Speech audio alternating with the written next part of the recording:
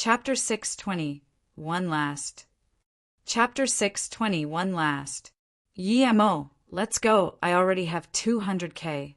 I think I can bail my brother out of jail with this. Su Wei didn't want to waste the money there. Yemo waved his hand. Wait, this is just the beginning.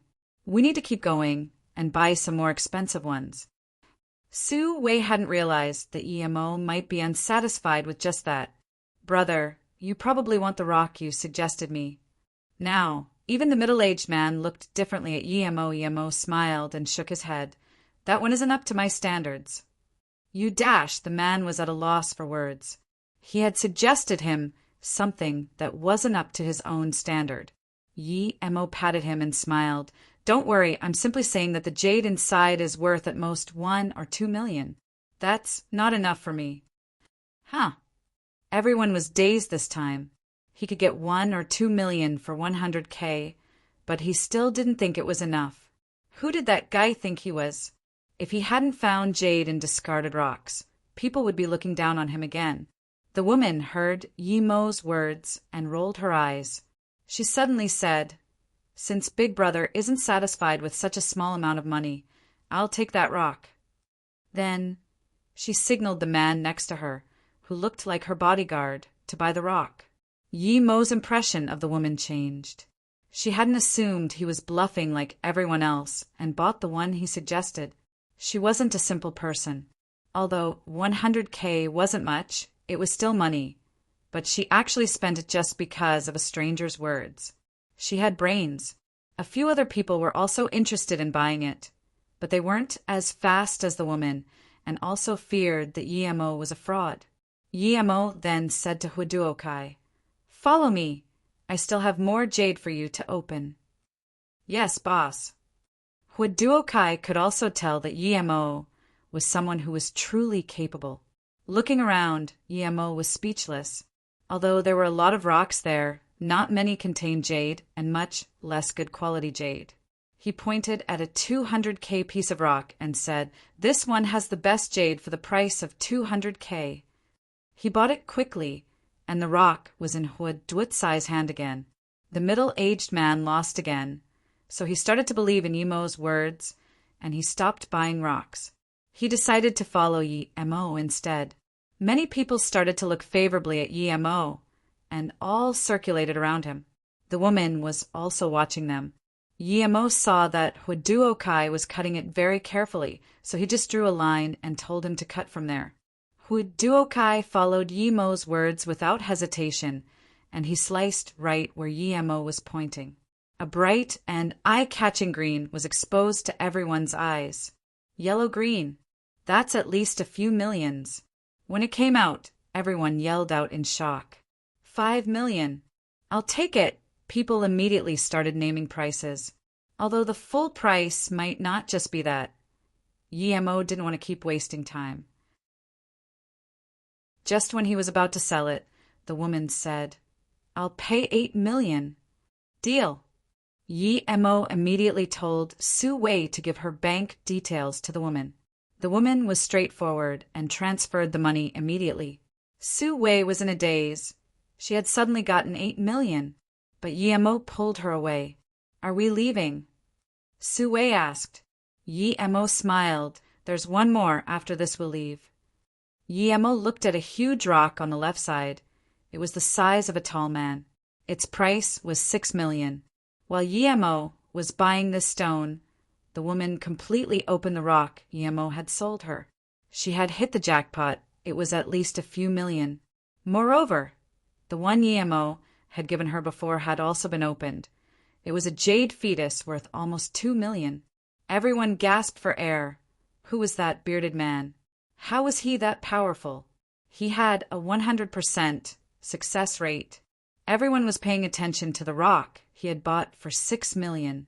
Also, that young woman had become the second person who had earned the most that day. Su Wei had calmed down a bit, but her heart was still skipping fast. The stone Yemo had bought had been there for almost a year, but because it was too expensive, the boss had lowered it from 10 million to 8 million. Still, no one wanted it, so they lowered the price to 6 million. Finally, someone bought it this time, and it was a legendary rock gambler. More and more people gathered in the square. Among them there were many wealthy men and bosses. They had all heard that there was a legendary happening taking place there. A bearded man had taken a simply dressed girl to bet, and they hadn't lost once. They started with $200, and now their earnings were worth more than 10 millions now. Everyone was waiting to see if the rock contained jade. Everyone wanted to see if the legend would be even more incredible. Huiduokai was also shaking.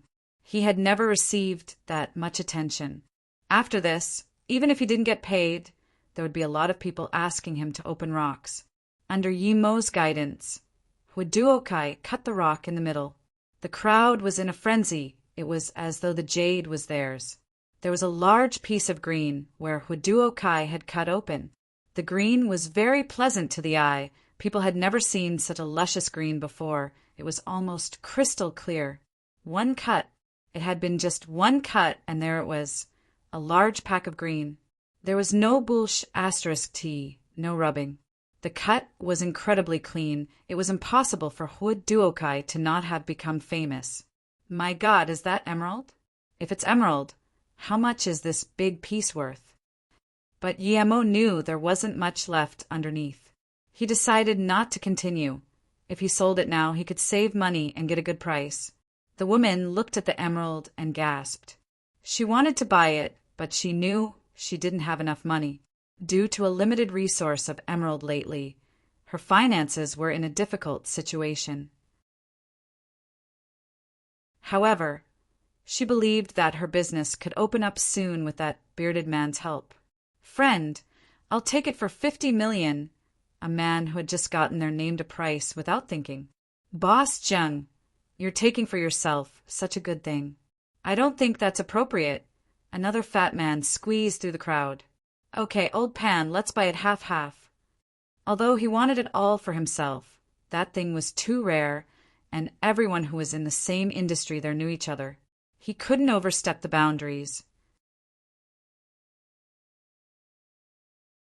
Chapter 6:21 Fighting to be Friends.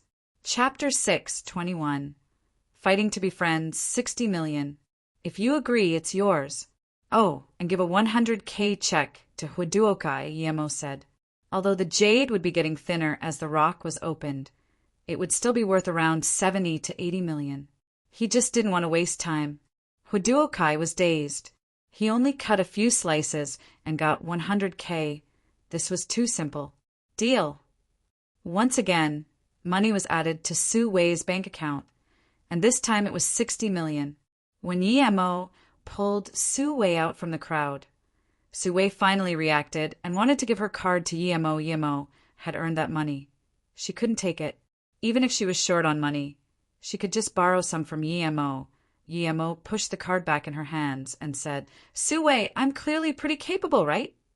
Su Wei nodded without hesitation. Yimo was like a god. He had won every single time. Seeing this, Yimo smiled. With my capabilities, how could I be short on money? Why would I care about 60 million?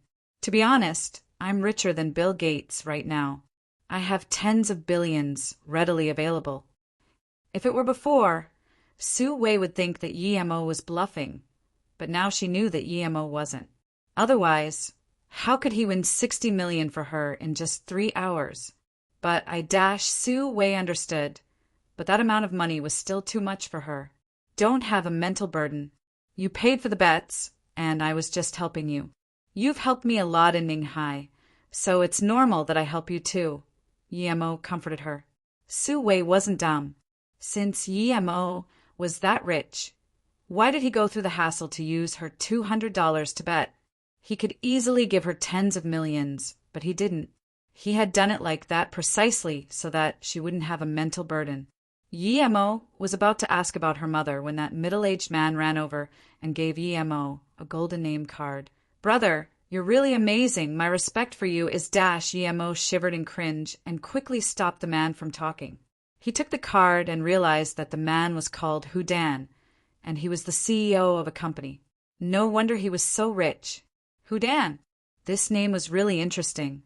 It sounded like protecting egg in Chinese. Su Wei thought of something and said, Yemo, can you come with me to the police station?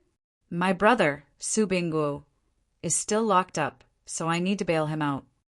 Hu Dan quickly said, Is your brother in the city department or some branch department? Also, why did he get locked up? He beat someone and didn't have the money to compensate them. He's locked up in the Yanhai branch, Su Wei said. Don't worry, I'll make a call. Hu Dan immediately called the police chief of Yanhai department and exchanged a few sentences with him before hanging up. He then looked at the worried Su Wei. Your brother has been released. As for the compensation, I've told an old friend to help you pay for it, so don't worry. Huh.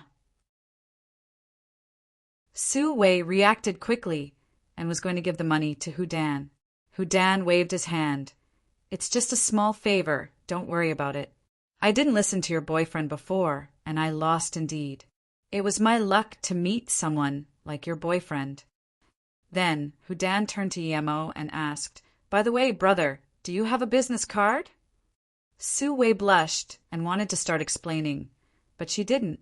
She actually really wanted to know what Yemo's situation was and whether he was with Ning Qingxue. Hu Dan was a bit desperate. He didn't want to pass by a master like Yemo. Yemo smiled. Sorry, brother Hu, I don't have a name card, but you can just call me Yemo. I'll give you my number, but my phone is usually turned off. No problem, no problem. Hu Dan knew that someone as magical as this must have a lot of rules. It was already very lucky that he could get his number. Hu Dan quickly noted down the number and said, Brother Yi, how about eating together?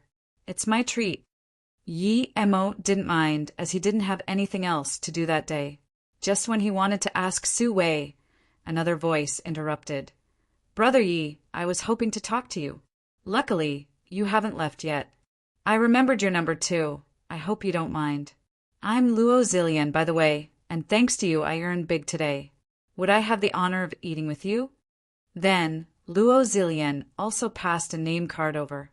The name card was very exquisite. Sister Zillion, I've already invited Brother Yi, so how about next time? Hu Dan quickly said. Su Wei, what about you? Yemo looked at Su Wei. I want to go to the hospital to see my mother.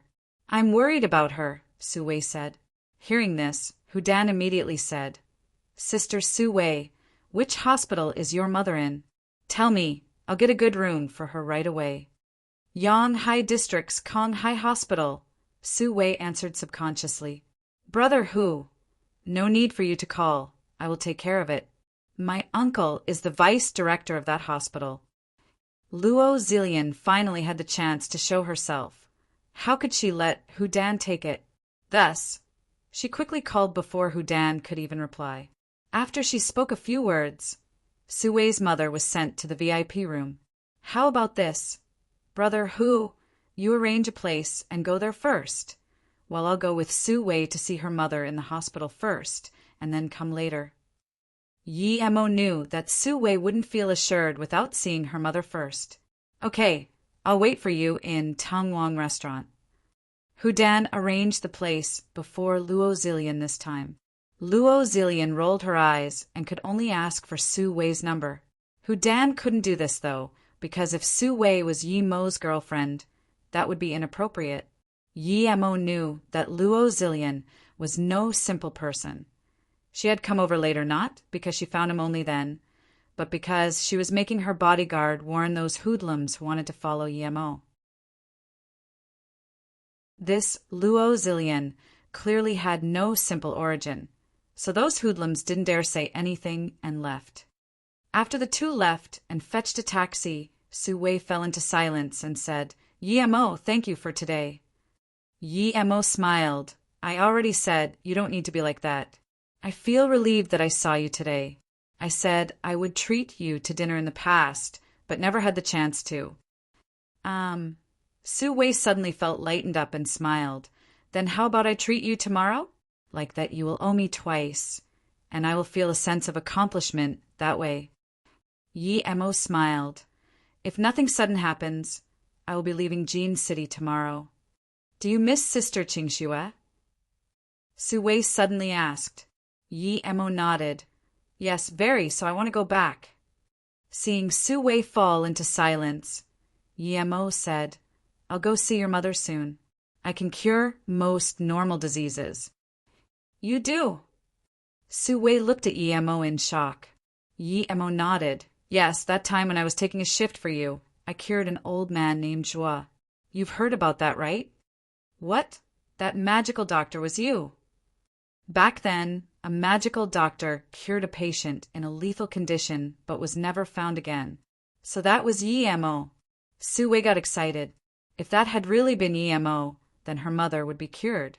Of course it was me. Yi Mo thought of what he had done for mere tens of thousands of dollars and sighed. Stop the car! Su Wei suddenly told the driver to stop and charged out. Su Wei walked up to a bloodied youth, which Yi Mo guessed had to be her brother. Wasn't he just released? Why was he fighting again? Yi Mo left behind $100 and quickly followed. Chapter 622. Don't want to be cheated? Chapter 622. Don't want to be cheated. Yi Mo saw they were at the gate of the Jing City University, and he could guess it was where her brother was studying. Xiao Wu, why are you fighting someone again? Su Wei went to help Su Bingguo, who was covered in blood, get up. The young man said hatefully, I wasn't fighting. When he saw Yi Mo approaching, he stopped speaking. Yi Mo examined the young man. He only had external injuries. They looked serious, but they were no big deal. There was a lot of blood because his forehead was bleeding. Yi Mo, this is my brother, Su Bingguo. Su Wei, this is my friend. You can call him Brother Yi. Su Wei was very soft when speaking with Yi Mo, but she talked very seriously to her brother. At the same time she spoke, she took out a piece of cloth to cover the young man's head. Su Bingguo studied Yi Mo, who really didn't look good. He frowned and glanced at Su Wei before forcing himself to utter, brother Yi. He seemed to be scared of Su Wei. What's going on? Su Wei asked. Su Bingguo hesitated before saying, I was just released from the police station and wanted to come to university because I was worried about Mom. On the way, I met a classmate. She saw me walking, so she told me to get on and drove me here. Mom is in the hospital.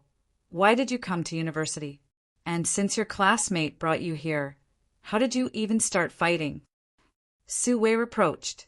Su Bingguo looked down and said, I have some money in my room. I wanted to buy some bones and make a soup for Mom. And, sister, I don't want to keep studying. I want to find a job. When Su Wei heard this, her eyes turned red. She patted Su Bingguo's head and said, I will take care of Mum's things. You're not allowed to say such words again. Study hard. Don't get into fights again. I didn't start a fight. My friend brought me to the university gate, but her friend saw us. He thought there was something between us and came up to hit me, Su Bingguo said. Su Wei's face turned red of anger. These people are so shameless. Why didn't your classmate explain things? She dropped me off at the entrance and went inside. So she didn't see anything, Su Bingguo said. Then couldn't you explain that dash? Su Wei stopped halfway. She knew that she couldn't blame her brother. Men needed to keep face. He would lose face if he tried to explain things immediately. And looking at how Su Bingguo was acting, he might have been interested in that classmate.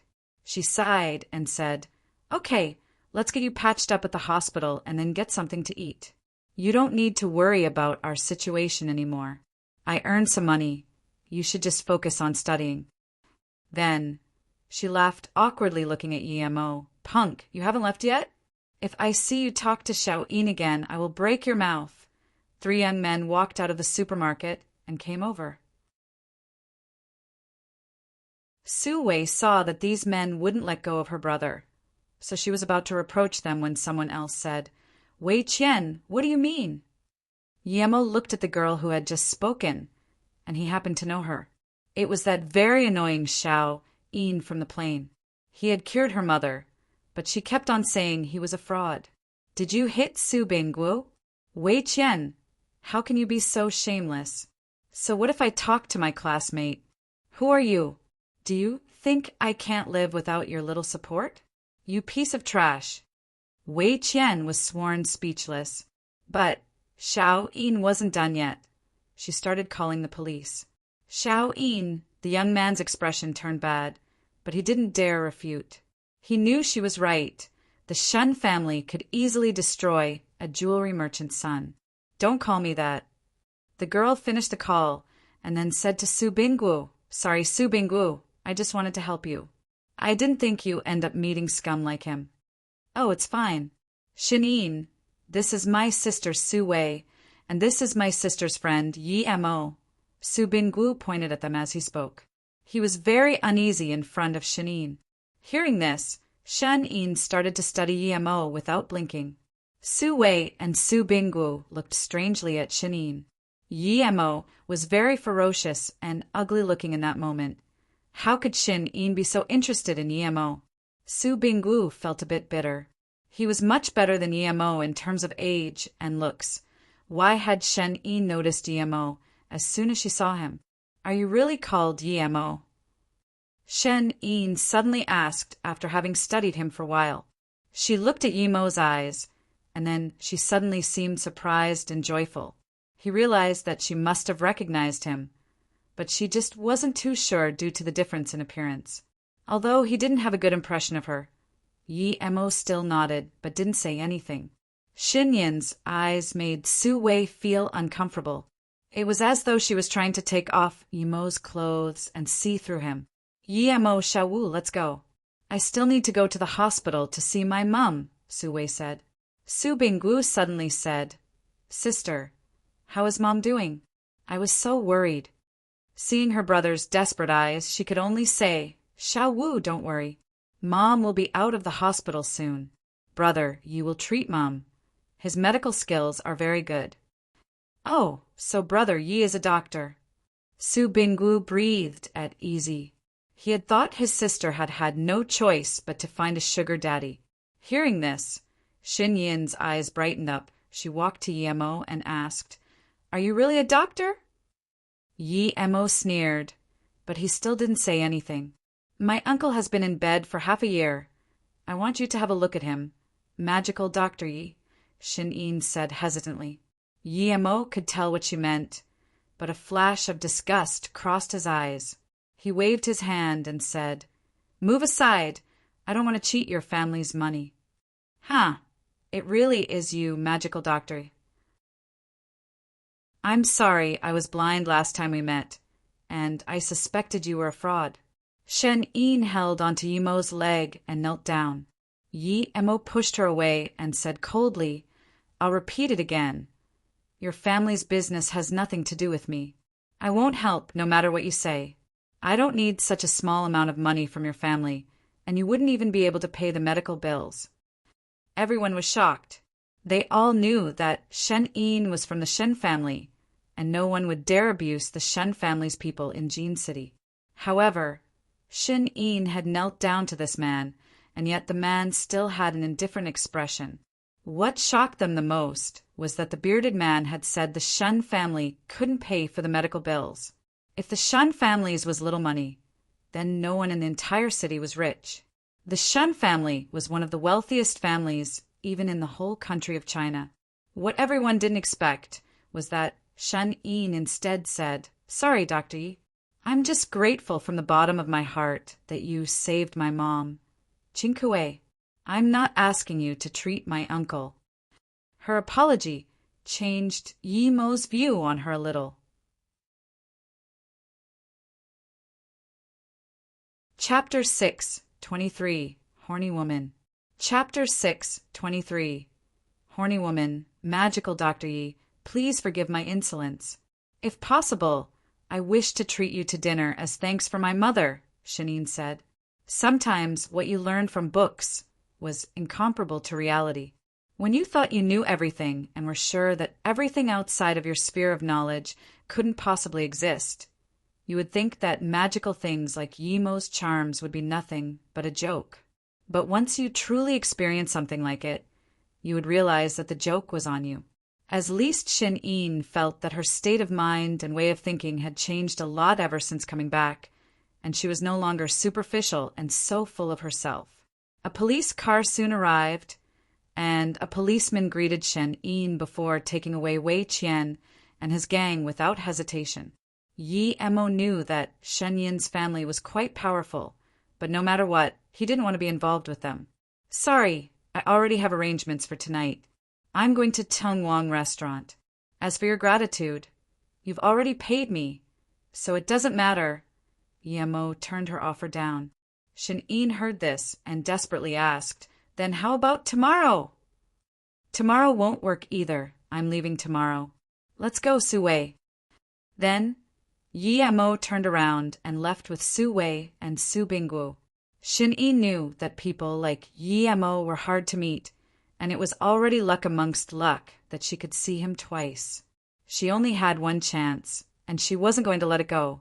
He said he would be at Tungwang restaurant, so she would wait at the door and just shamelessly join his company.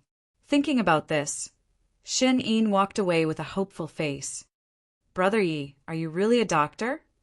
Su Binggu still asked in disbelief, who in the university didn't know about Shin-yin's pride.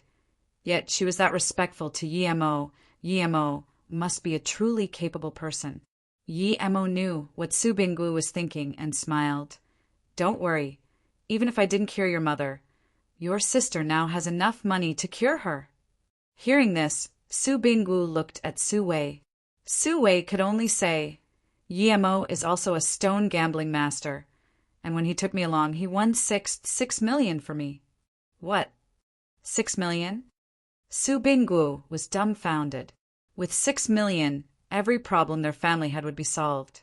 Tungwang restaurant. It was a rather luxurious place in Jin City. When Yi Emo arrived, it was already dark. Su-wei's mother had had a kidney failure due to long-term fatigue. Yi Emo only needed 2 pills to cure that. All her mother needed to do now was to rest for a while. Su-wei knew that Yi Emo would be busy in the evening, so she left him alone and stayed with her brother in the hospital. Yi Emo really was busy. Usually, he wouldn't want to waste time eating with merchants like Luo Zillion. It wasn't that he was arrogant, but that he would never have any reason to interact with their lives.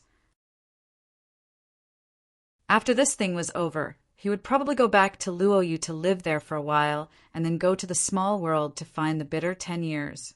With a place of his own, Yi-mo's only pursuit was to reach higher states of cultivation. The main reason why Yi-mo did come this evening was to ask them if they knew about the auction. If they did, he might find the 5-element rock that night. If they didn't, he would go find Pan Sheng.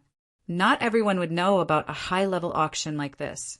The first person he saw at the door was actually Shin-in. He immediately understood why she was there, but no matter what she had to say, he wouldn't help that easily. Magical Dr. Yi. Shin-in quickly greeted. Yi Emo frowned. I'm not a doctor. I only treat people occasionally when I'm out of money. Brother Yi, I came to eat with you. So dash. Shin-yin's face was blushing. She really was embarrassed. The young girl of the Shin family was shamelessly joining someone else for dinner. Yi Emo sighed. If he still didn't agree, that would be too cold, so he said, Okay, come up together with me, then. Hearing this, Shen-in immediately rejoiced. Thank you, Brother Yi, for giving me this chance. Right at that moment, 2 people came out and quickly greeted Yi Emo. Mr. Yi, it's really nice to see you. When Hudan saw Yi Emo, the joy on his face was genuine. Luo Zillian followed behind and was also happy with Yi Emo's arrival, but they soon saw that another girl had come with Yi Emo. Miss Shin-in from the Shin family? Luo Zillian recognized her immediately. Yes, may I ask who you are? Shen-in didn't know Luo Zillian. Luo Zillian quickly replied, I went to Elder Shin's 90th birthday 2 years ago, and I saw you there, but you might not have noticed me. Because Yi Emo was the main focus of this dinner. The people got along pretty well, but Luo Zillian moved closer to Yi Emo from time to time, which made Shin-in very uncomfortable. She felt like the woman was like a horny cat. She looked like an astute woman who fully utilized her privileges. Shin-Yi knew that Yimo wasn't some bearded tough guy and felt that if someone of Yimo's level was seduced to bed by Luo Zillion, it would be desecration. But she couldn't really start doing the same as what Luo Zillion was doing or say anything to Yimo. This made her very anxious. Shen-Yin didn't doubt that Luo Zillion would be able to seduce Yimo to bed. She had been in the Shun family for too long, and she knew that the relationships of wealthy men and women were very promiscuous. There was no such man who didn't cheat, especially when confronted with a very mature and seductive woman. Hu Dan also saw what was going on and felt like he had made a wrong move. He should have gotten a beautiful girl to come to. Luo Zillion did indeed want to get Yimo to bed with her. She was an astute woman. Everyone had just brushed it off as Yimo being very capable during the day, but she had a different view. She thought that the reason why Yimo had had a 100% success rate and knew what was inside the rock up front couldn't be explained just by capability. He must have had some special way to see what was inside the rocks, whether it was some special glasses or some high-tech thing. She wanted to get her hands on it. So what if she had to sleep with a big bearded dude for a few nights? As long as she could get it, she wouldn't mind sleeping with him for a year. Although she wasn't a woman any random man could take to bed, this bearded man had the right to have some fun with her. Chapter 624 Auction at Sea. Chapter 624 Auction at Sea. Yimo sneered. He of course knew what Luo Zillion was thinking. Although the dinner had just started, he already didn't want to continue. He said to Luo Zillion, "Thank you, CEO Luo, for getting rid of those hoodlums. It saved me from being robbed." Luo Zillion was shook. She didn't expect Yimo to have noticed that. She had underestimated him. She had been planning on taking the less subtle approach if he didn't comply and letting him know that she helped him send away a lot of those gangsters. If she hadn't, he wouldn't even be able to leave the city. But now it seemed that he was no simple person, and his tone was even a bit sardonic when he mentioned the hoodlums. One could see that he wouldn't have had to be scared even if she hadn't intervened. Yimo went on to ignore Luo Zillion and raised the cup to Hudan and said, "Brother Hu, I heard there's going to be a big auction in this city and that a colorful stone is to be sold. Is that the case?" Hudan toasted with Yimo and replied, "Was there such a thing? How come I don't know? CEO Luo, have you heard of it?" Hudan was also unhappy with Luo Zillion being so horny. No, I didn't know either." Luo Zillion returned to her senses, but her reply was rushed. Yimo's words had made her feel like she'd lost control of the situation. According to her plan, everything should have been under her control. When Yimo came, she would get Yimo drunk and take him to her place and suck him dry. Yimo's words, however, had made her lose control. Shin-Yin said, "Brother Yi, it's usually my cousin who represents the Shin family to go to auctions. I can ask for you." Seeing Hudan and Luo Zillion not know about the auction, Yimo was disappointed. Theoretically, wealthy people like Hudan should be able to know about these high-level auctions, but even he didn't know. It would seem like this auction wasn't simple, or maybe that old man in Jutong had been lying to him. Yimo nodded. "Please call your cousin right away then." If he had been lied to, he wouldn't mind going back and taking everything in Jutong's gem banner. Shen-Yin didn't call inside. She went outside to call. In the meantime, perhaps feeling a bit concerned, Luo Zillion didn't behave like before. Hudan said, "I've heard of Shin-Yin's cousin. She's the eldest daughter of the Shen family, a business genius. That elder Shen loves her a lot, and she controls all the businesses of the Shin family. She could be said to be the most powerful person in the Shin family other than Elder Shin himself.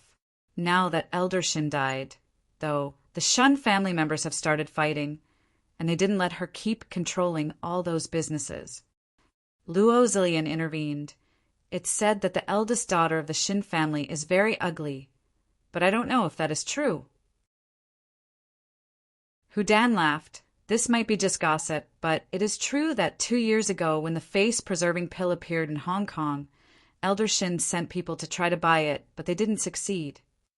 At this moment, Shin Yin ran in and said, "Brother Yi, that auction you mentioned does exist. It's about to start right now. It's on a cruiser at sea. My cousin just sent me everything. And she is there, but I'm afraid you're out of time." Yi Mo was angry. That Luo, you tricked him indeed. He misled him in terms of the date. And if he hadn't met Shin Yin, he would have been fooled. "Thank you, Shin Yin, I owe you one. I'll be leaving now, but I can help you with any one thing you want when I come back tomorrow. Thanks for the treat, Boss Hu. CEO Luo, see you next time." And Yi Mo had left. Yi Mo was very desperate. If the auction ended, he would probably not be able to find the 5-element rock again. The remaining 3 looked at each other. Shin Yin only then realized that Yi Mo had said he would help her with something, and immediately felt like the world was great. Hu Dan was disappointed, but he was still happy to have met someone like Yi Mo. Luo Zillion felt the worst. She didn't accomplish even 1/10,000 of her goal, and she felt like hating Shin Yin with her whole heart. But Shin Yin was from the Shin family, and she couldn't mess with that. At this moment, on the International Sea region near North Korea, a huge cruiser was slowly cruising. In the largest hull, a world-level auction was taking place. It was held by Hong Kong Auctions, the largest auction company in the world. They dared auction anything. The cheapest thing to have been sold there had a price tag of almost $1 million. This was a place for the rich, a place for the rich to burn money. You could sell anything there, as long as you could pay the auctioning price. Even if the item wasn't sold, you'd still need to pay the auctioning price. And if the item was sold, you'd have to pay a percentage on top of that. Their credibility was world-class, though, and all you had to worry about was getting the invitation. Those who could be invited were all global elites, and some countries even came incognito because the auction didn't allow the direct intervention of governments. If you disguised as some wealthy person, however, no one would care. Right at this moment, an ancient Egyptian curse ball was sold for $50 million. Usually the auction would proceed at a constant rapid pace, but at this moment it was different. An old, white man was standing on the stage, about to say something. He scanned everyone and said, "Those who come to our auction are all global elites, and I believe that everyone knows the rules." Yet someone still just sent a text message from the cruiser. "Although our auction is open and we really don't want to see this happen again. You may contact people after the auction. Well then, let the auction continue." Shin Qian subconsciously shivered. She knew of the rule, of course, but she also knew that this was her last time coming to the auction. Ever since Elder Shin passed away, she had been handing over everything under her control, and although she had been able to come that evening, she couldn't buy anything. One message was a warning, but the second time, the Shin family would never be allowed to come again. A blonde girl wearing revealing clothes carried a silver plate and went on stage. The auctioneer was also a white woman in her 30s with a good face who looked very formal. The next item is a mystical goo bug from the Miao people of China. It's called a mind control goo, and it comes with some simple instructions. The starting bid is 30 million, and each increment must be no lesser than 1 million. 35 million. A screen was showing the bids. 40 million. 43 million. The price soon rose to 50 million. The final bid was 56 million. The winner was a man mostly covered with a black scarf, but the part of his face that was revealed showed a crater-like face. The blonde girl was shaking as she walked up to the man. The transaction process happened quickly. Then, another young girl wearing clothes on only 3 points of her body carried out a gold plate. Inside the plate was a jade box. Chapter 6:25 Borrowing Money. Chapter 6:25 Borrowing money. The formally dressed woman held up the box and opened it before saying, "This is a milky white stone, and one can feel its spiritual properties when holding it. The Chinese call it a chi stone. It's very helpful for those cultivating ancient martial arts and mutant powers. If you don't cultivate, you can wear it and it will make you very healthy. The stone emitted a faint white aura, showing its extraordinary properties. It was even prettier than white jade. The starting bid is 50 million, and each increment must be no lower than 1 million. The scene fell into a brief silence. The rock looked good, but this price was too absurd. 50 million wasn't very much to a lot of the people there, but it was no small number either. Was it worth it buying a rock for that much money? But still, some people didn't mind. 100 million. Almost everyone looked at the man who made the bid. It was the same man who bought the goobug. Looking at his bleak outlook, those around him didn't dare make a bid. He brought it to 100 million in one bid, implying that those who competed with him would be his enemy. No one here wanted to have enmity with such a scary man over a not that important rock. No one would dare hurt anyone during the auction. But that wasn't the case after the auction was over. 100 million going once. 100 million going twice. Is no one else going to bid? The auctioneer was helpless. The person who owned the rock told them it would sell for a heavenly price, yet it stopped at 100 million. But she couldn't say anything to the man. Everyone knew that he was threatening people, but he hadn't really said anything. How much per increment again? A voice suddenly appeared in the scene. Shan Qianqian just realized that there was suddenly a bearded man next to her with a knife scar on his face. That person was Yi Mo, of course. If it weren't for the faint spirit qi emitted by the rock, he would have taken a while longer to find the place. So he felt lucky. He had been planning on finding the 5-element rock above everything, but now he had to get this spirit stone first no matter what. Everyone heard Yimo's voice appear suddenly, but no one thought that he would have just arrived, as that was impossible. 1 million, Shin Qianqian replied. Oh, then I'll bid 110 million, Yimo said. Hearing this, the woman smiled. Sir, please have a seat and use the device on your chair to make a bid. Noticing that Yimo didn't speak English very well, Shin Qianqian quickly said, There's an empty seat here. Sit down first, and then you can use the device to make a bid. She didn't know how the bearded man had come in, but she had the ability to remember everyone who did, and she hadn't seen this big beard, so she thought, he couldn't have arrived only now, right? Yimo felt a little awkward. He was too excited just then. He had come to look for the 5-element rock, but he found spirit stones as well. He was too lucky. Yimo sat down and soon made his bid. He was competing with the bleak man for the spirit stone. So Yimo's actions caught everyone's attention.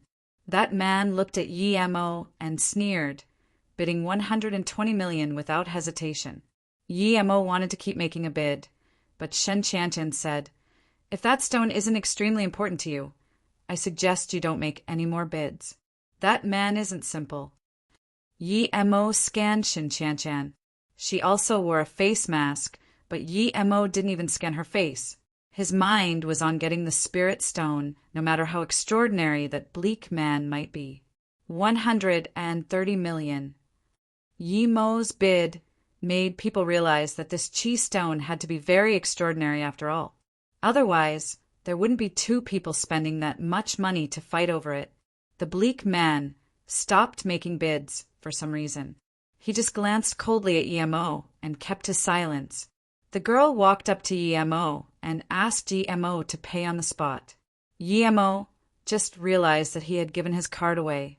He had 700 million in cash, but he couldn't just suddenly take out a large pile of cash.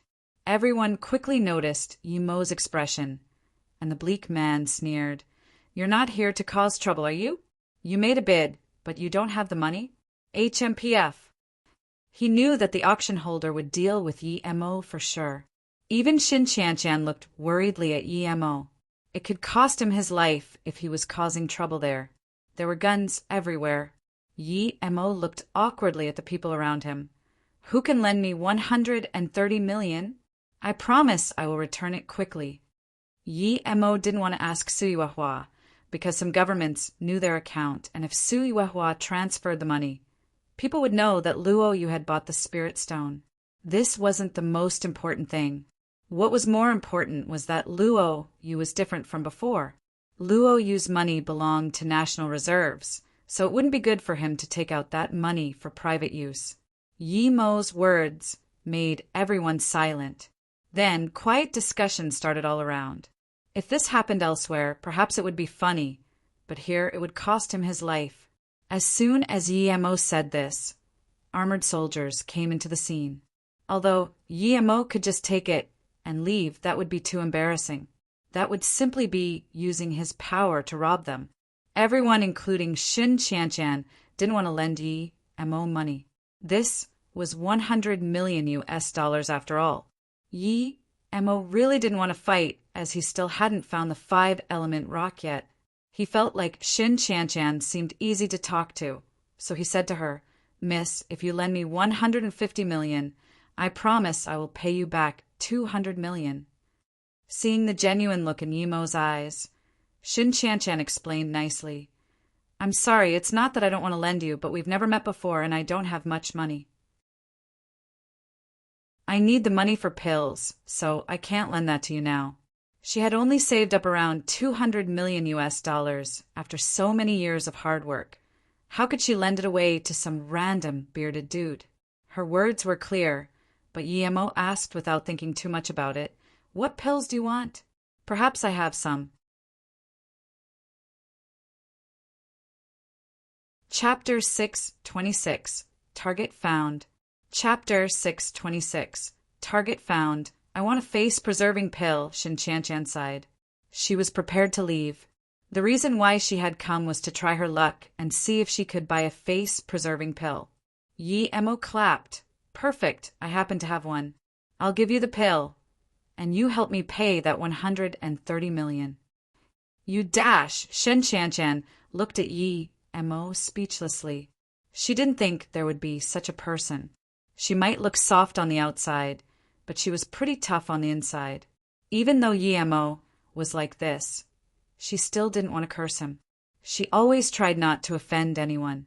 The reason why Elder Shin had placed her as the controller of the Shun family businesses was partly due to her commercial capabilities, but mostly due to her ability to deal with people. But Yi Mo was being too oppressive. The people who heard this instantaneously started sneering. Who there wasn't an astute businessman who would believe such words. A very serious auction had become comical all of a sudden due to Yi Mo.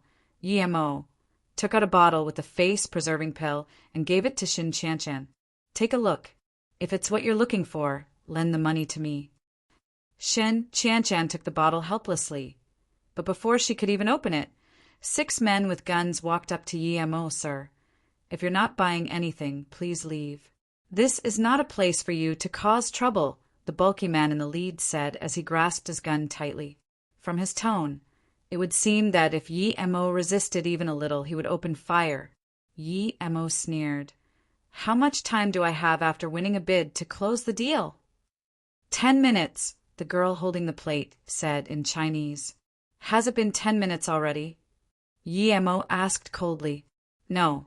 Yi Mo slammed the table. "Since it hasn't been 10 minutes yet, why are you coming at me with guns? Are you going to rob me?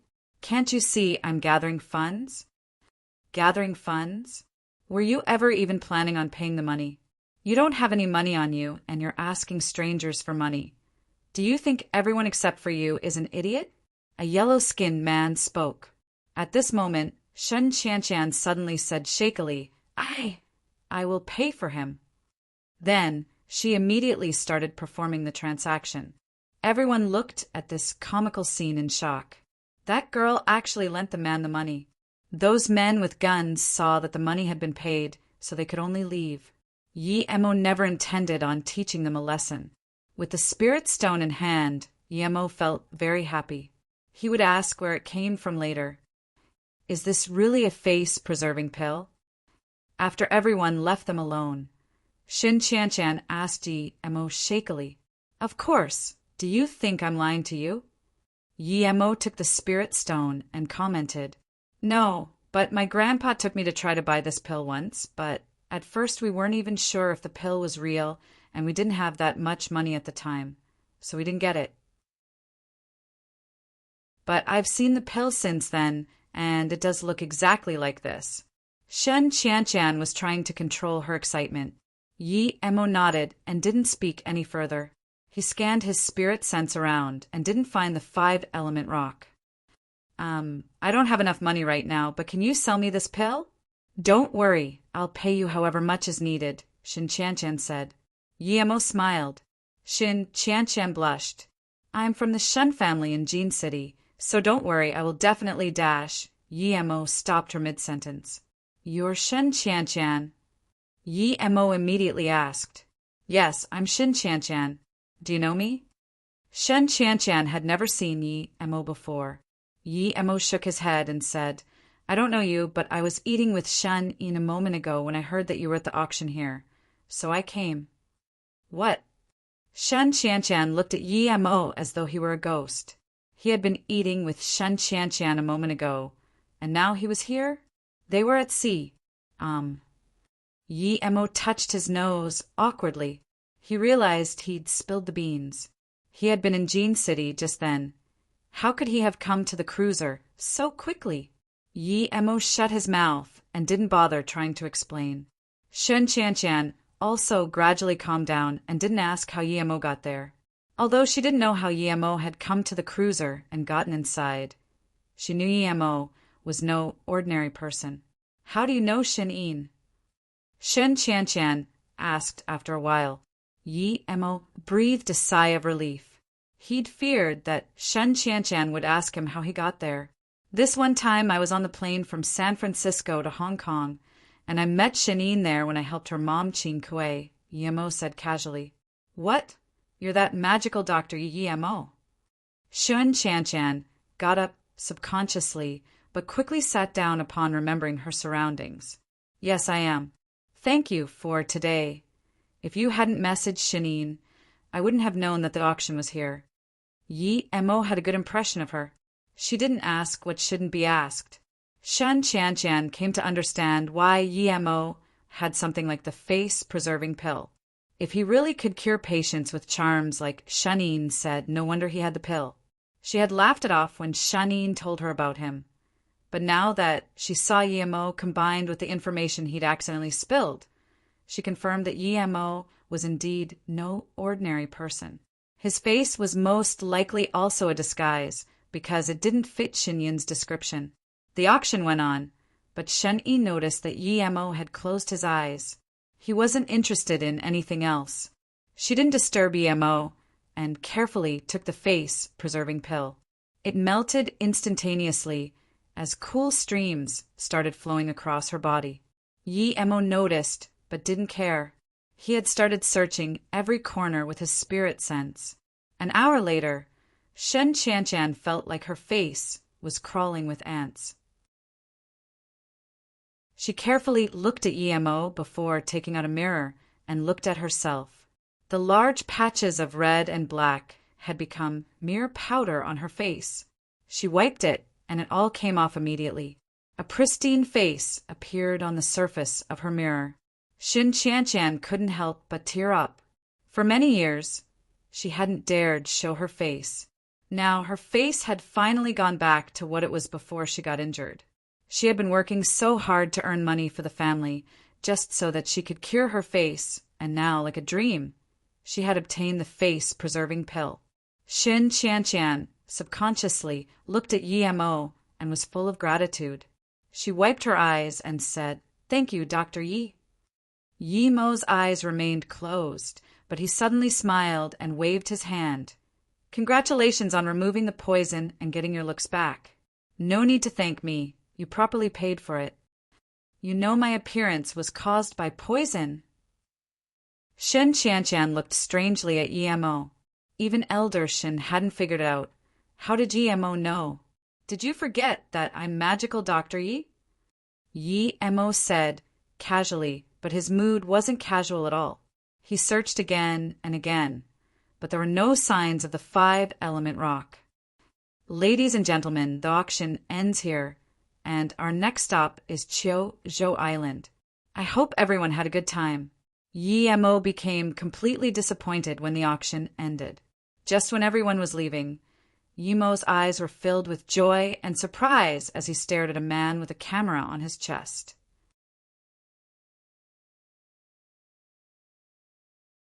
Chapter 627. Kill All. Chapter 627. Kill All. Shin Chanchan saw that Yemo wasn't in a hurry to go out, so she didn't go yet either. However, when almost everyone had left and she saw that Yemo still had no intentions to go, she said goodbye and left first. Yemo's spirit sense was locked onto that man.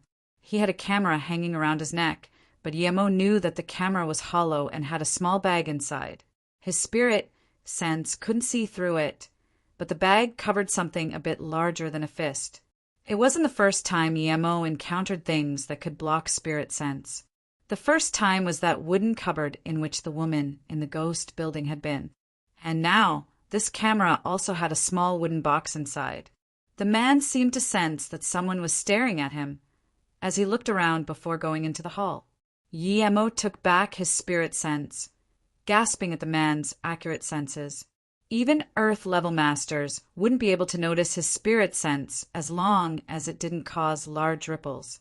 Of course, if there were large chi ripples, they were much easier to be noticed. The man who held the camera looked like an ordinary person, yet he had noticed his spirit sense. Although Yemo hadn't seen what was inside the box, he was 90% sure that it was the 5-element rock. He didn't understand why the rock was in that person's hands without being auctioned, though. No matter what, that person wouldn't be able to keep it now that Yemo had found it. Thinking like this, Yemo got up and noticed only then that everyone had gone out already. He saw Shin Chanchan in front of him, so Yemo ran to catch up with her. Meanwhile, Shin Chanchan was stopped as soon as she walked out of the hall by that bleak man. "You're from the Shin family, aren't you? You're quite bold, daring to lend money to someone who wants to steal something that belongs to me. If I tell you that that man will die soon, and that so will all of the Shin family, will you regret it? Ha! I heard you're ugly, but to me, as long as it's a woman, I can F***CK to death. As for looks, I don't care." Every single word the man spoke made Shin Chanchan shiver. Even though there were people nearby, the bleak man had said everything without hesitation. Everyone who heard this moved away and didn't even dare look at him. "You don't care, but I care. Look at your ugly face. Even the maggots squirming in toilets are better looking than you. Are you trying to disgust me by standing here or something?" Yemo's voice sounded. Everyone heard Yemo's words, but no one dared to laugh. If they offended this man, perhaps the next moment they would be drowning in the sea. No one would care if you died on this ship. Shin Chanchan was losing her mind. She had vaguely guessed who this person was by then and was getting more and more worried. After Yemo's voice sounded, she hid behind Yemo without hesitation. The bleak man glared cruelly at Yemo. He didn't think there would really be people in this world who didn't fear death. He hadn't even gone looking for Yemo, yet Yemo came up to him first. "Ha ha ha!" the man laughed. "I didn't think I, Yen Wuliang, would be so unknown when I have only been out for a couple of years." The man was laughing, but his face didn't wear a smile at all. He suddenly stopped and then said word by word, "If I don't make you regret living in this world, I'm a dog." "Yen Wuliang? Which bug are you? I've never heard of you, but please stop insulting dogs." Yemo sneered and then spoke to Shin Chanchan. "Go inside, I'm going to burn this bug.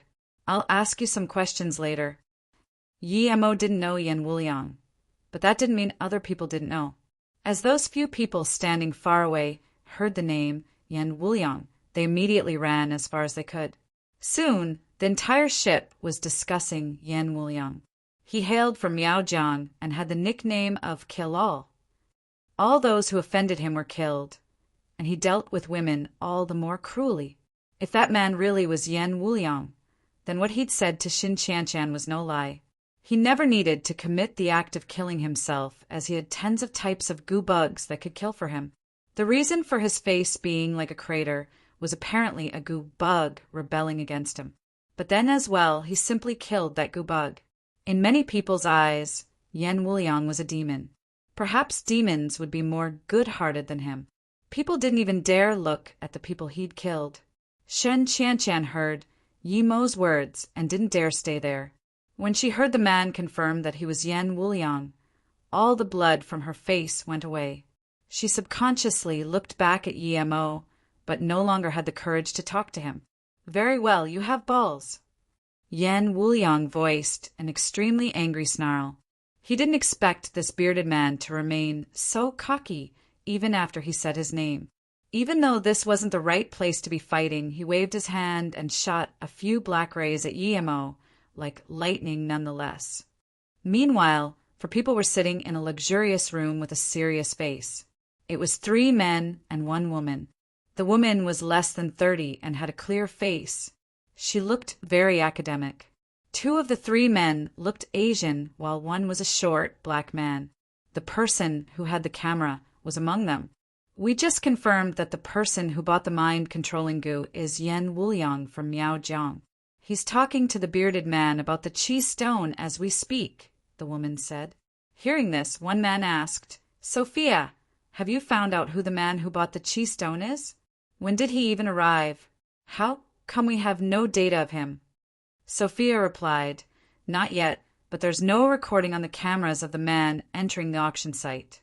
It's as though he just suddenly appeared or he came in disguise."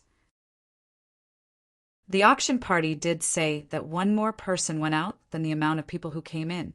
The man with the camera said, "I don't think this man appeared out of nowhere. Was the surveillance camera tampered with? Let's not rush to conclusions first. Since that person spent a large sum buying our chi stone, he must be an ancient martial artist. If he's from some hidden sect, we can talk it out with him." The other man nodded. "We need to talk for sure, but now that he's been targeted by Yen Wuliang, we don't know how this will end. Yen Wuliang's a madman, and we have important business this time, so we shouldn't mess with him for now. As for the bearded guy, he probably really did give the true face-preserving pill to Xin Yanyan. No ordinary person can take that out. Bobby, keep a close eye on that bearded man and Yen Wuliang." "Yes, Captain Song Benling," the short, black man replied and left the room. Then the captain looked at the cameraman and asked, "Cassie, did you really feel someone watching you before?" "Yes, definitely. I felt that person look very closely, like I was being seen through by him. I didn't dare stay outside, so I came in immediately," Cassie said worriedly. Song Benling heard this and commented without thinking, "Cassie, why don't you give the thing to Sophia, and we let her put it inside her bra? We must keep the 5-colored rock safe no matter what."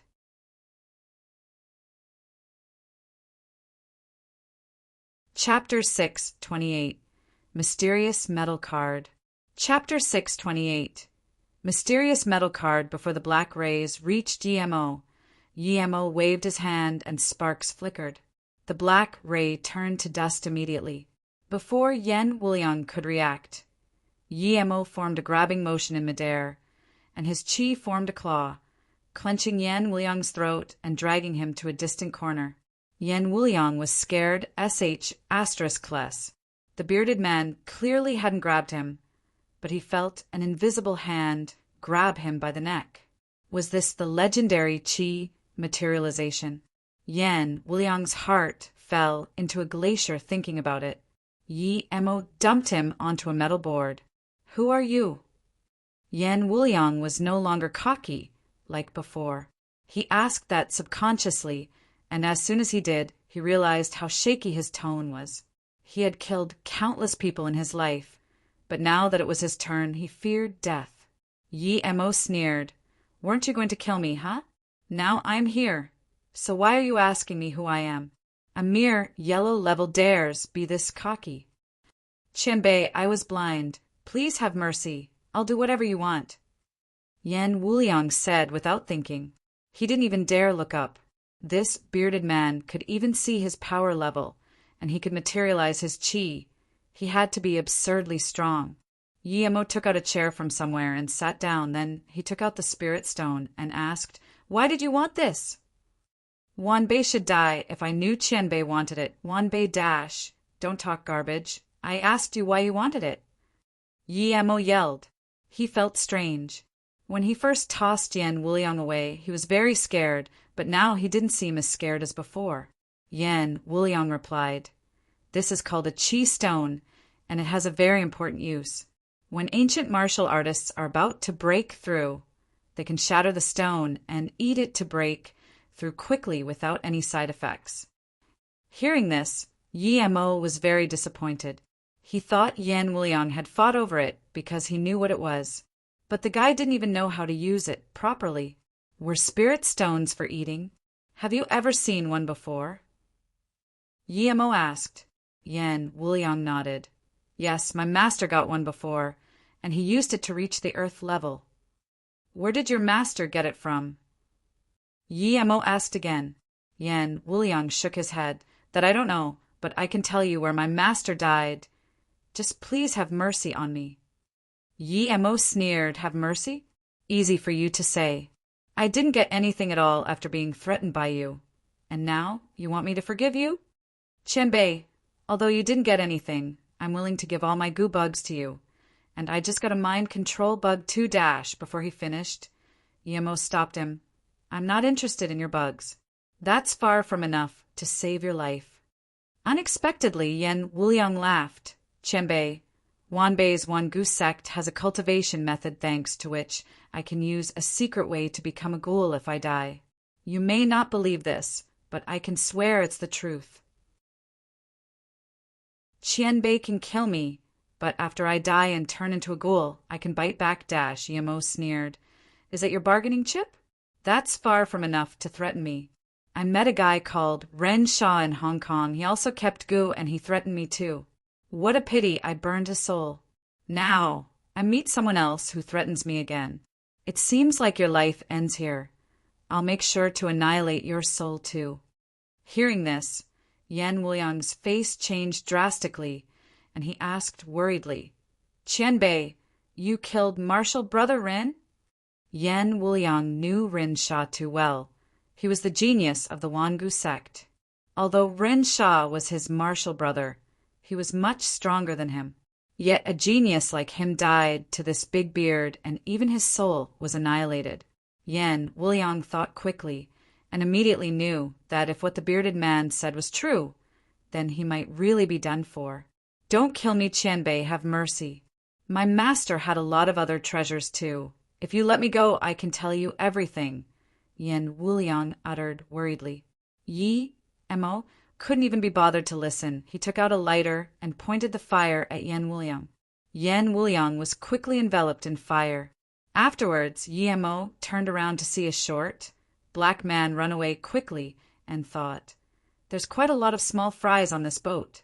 Yan Wuliang was burning, and the goo bugs flew out of his body, but none could run away.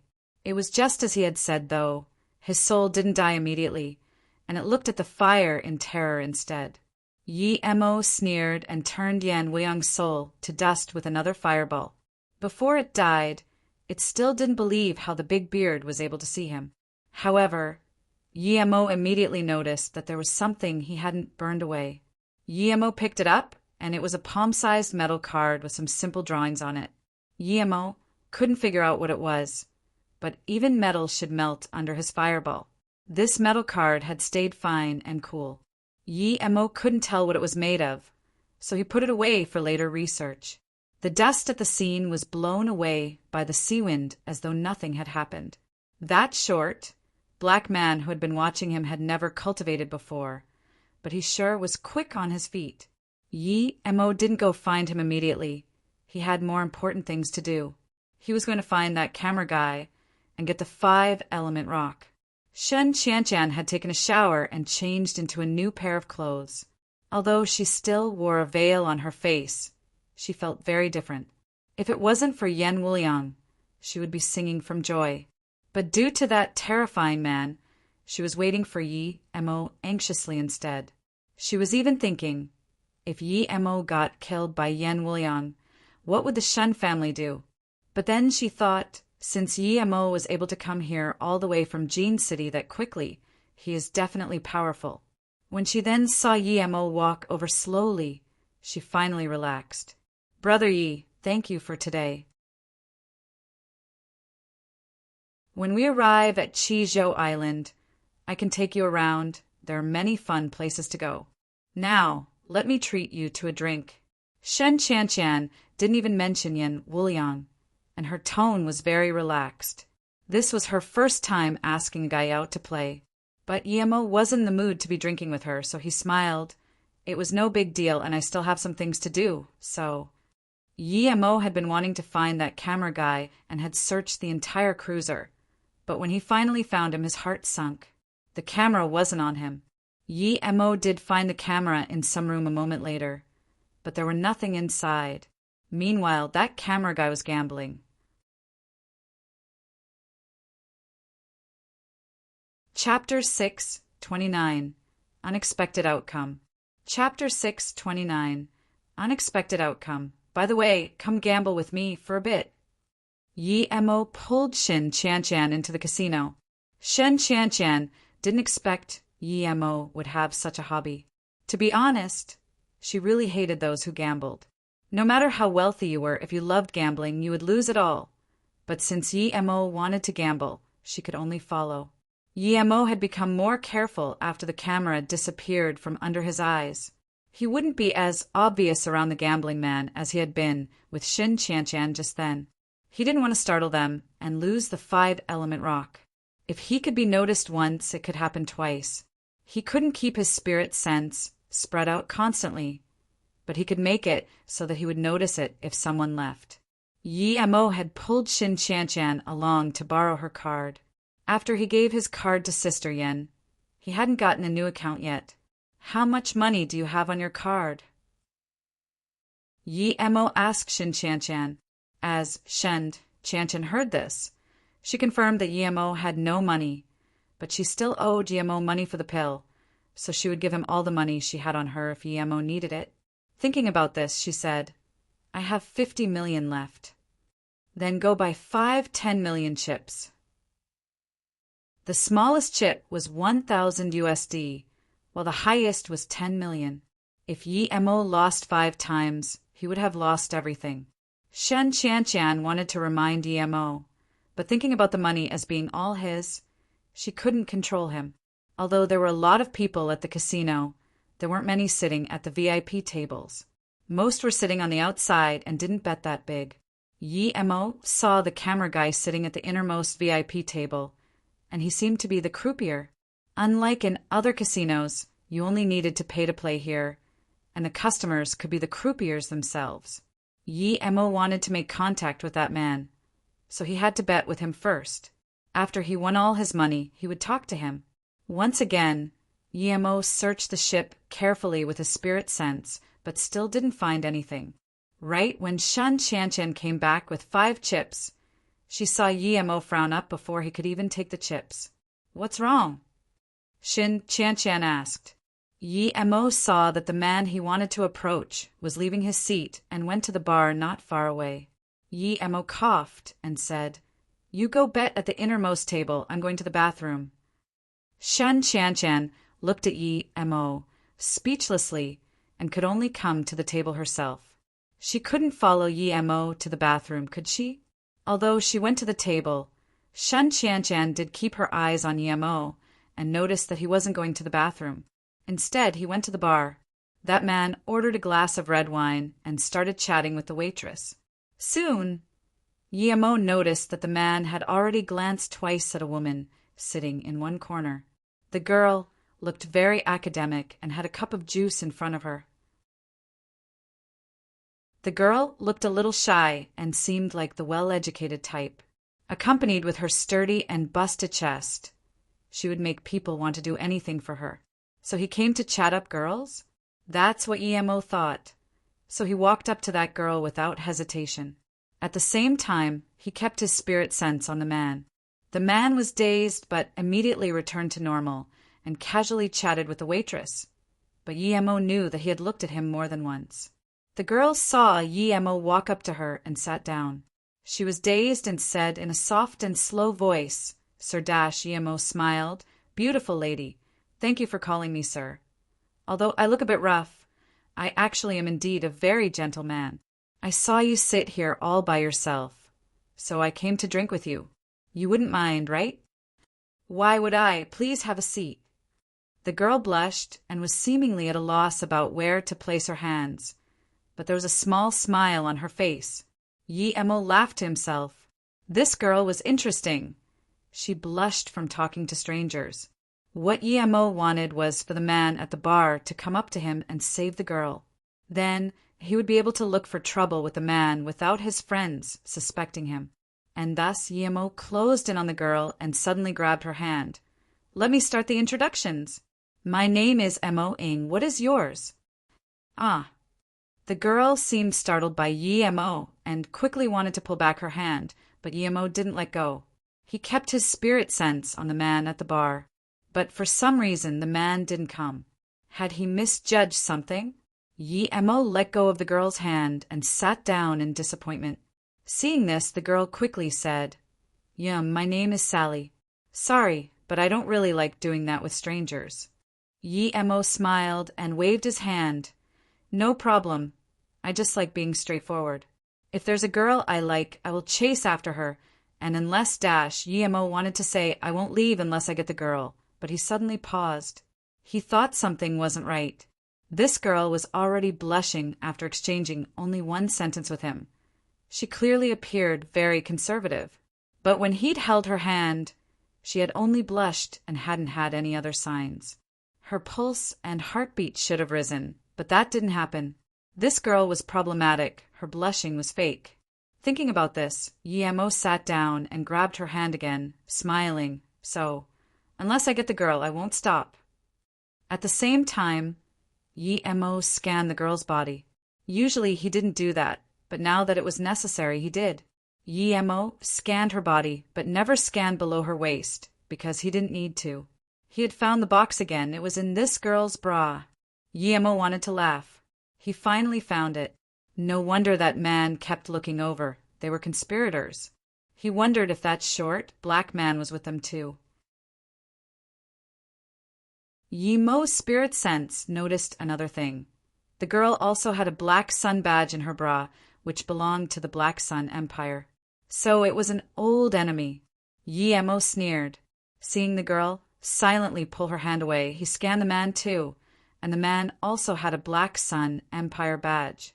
Furthermore, Emo noticed small black dots in each of their ears. Those had to be communication devices. "Don't do this. I'm leaving."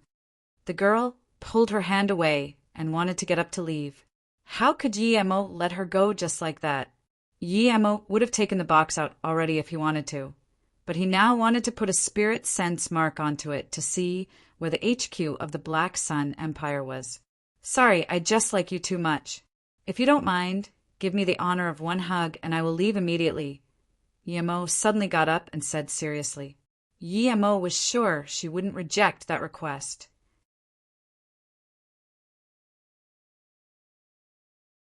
Chapter 630, Not Impossible. Chapter 630, Not impossible as Emo expected.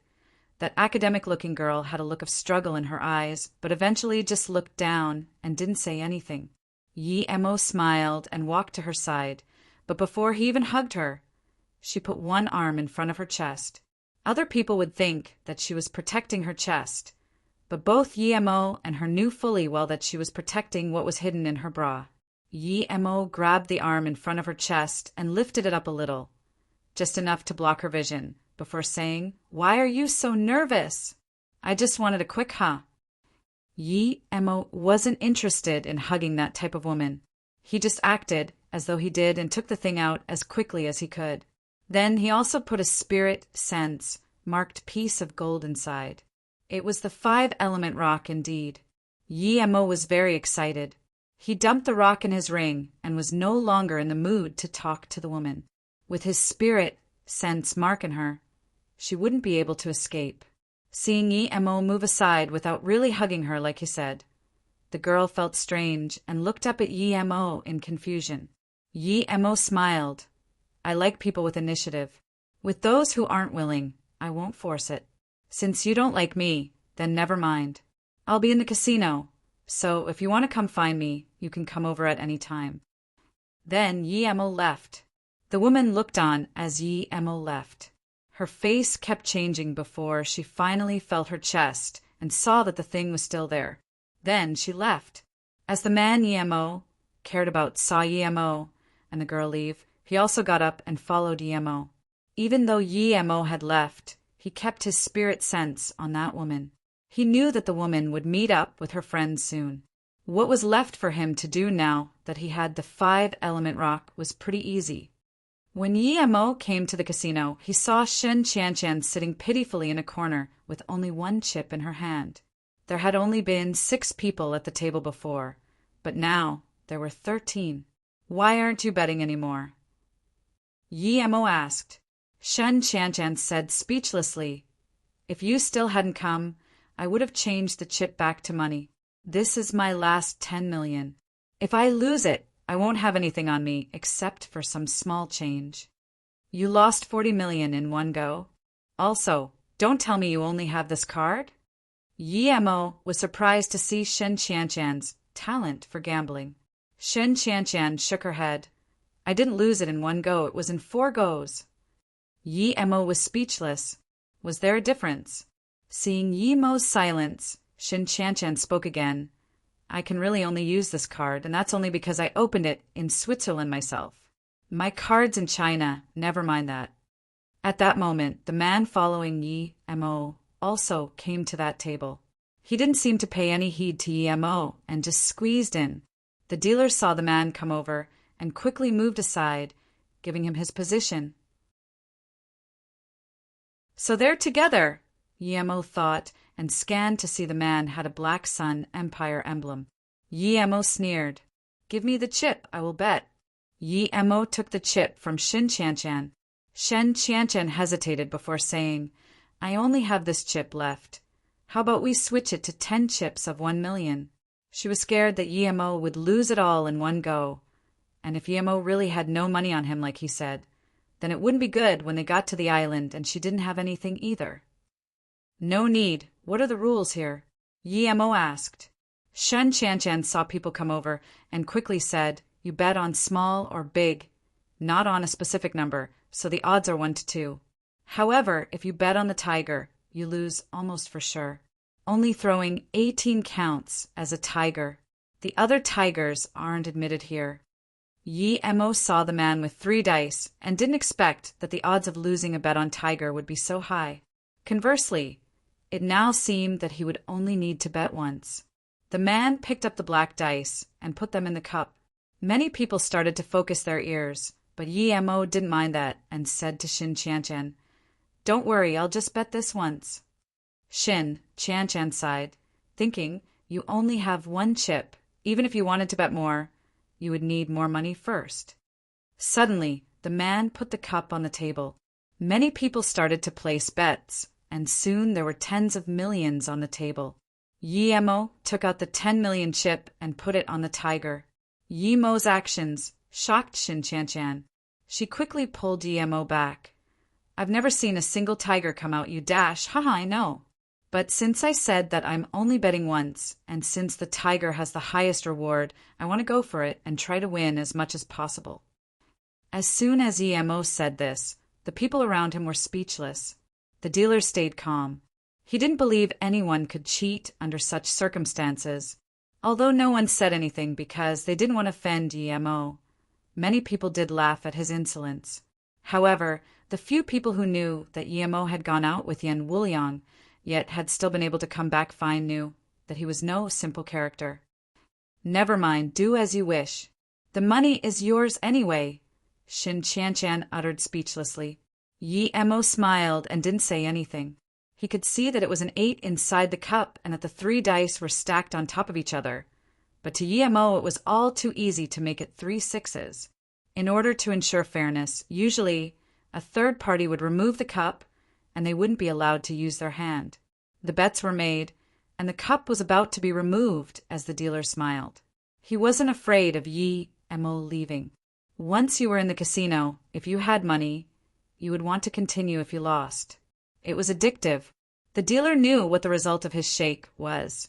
1 6 and 2 1s. The 6 was on the very top and the dice below were the 1s. The cup opened and the very top was indeed a 6. The one opening the cup was a young girl. When she carefully took away the first die, a second 6 was revealed. The scene was in an uproar. 2 6s. If there was another 6, that would be a tiger. Seeing the second 6, the dealer's face changed. He had clearly shaken so that the second die would be a 1. How was it a 6? He was sure that no one should have been able to do anything. But the fact was that someone did.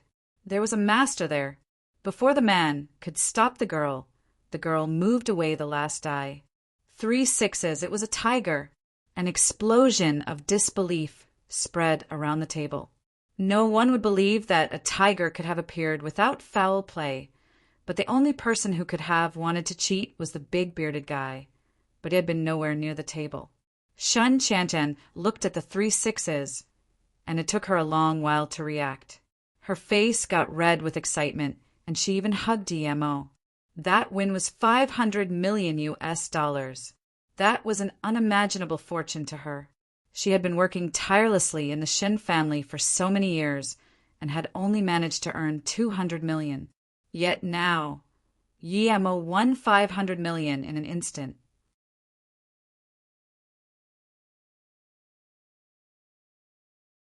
Chapter 631.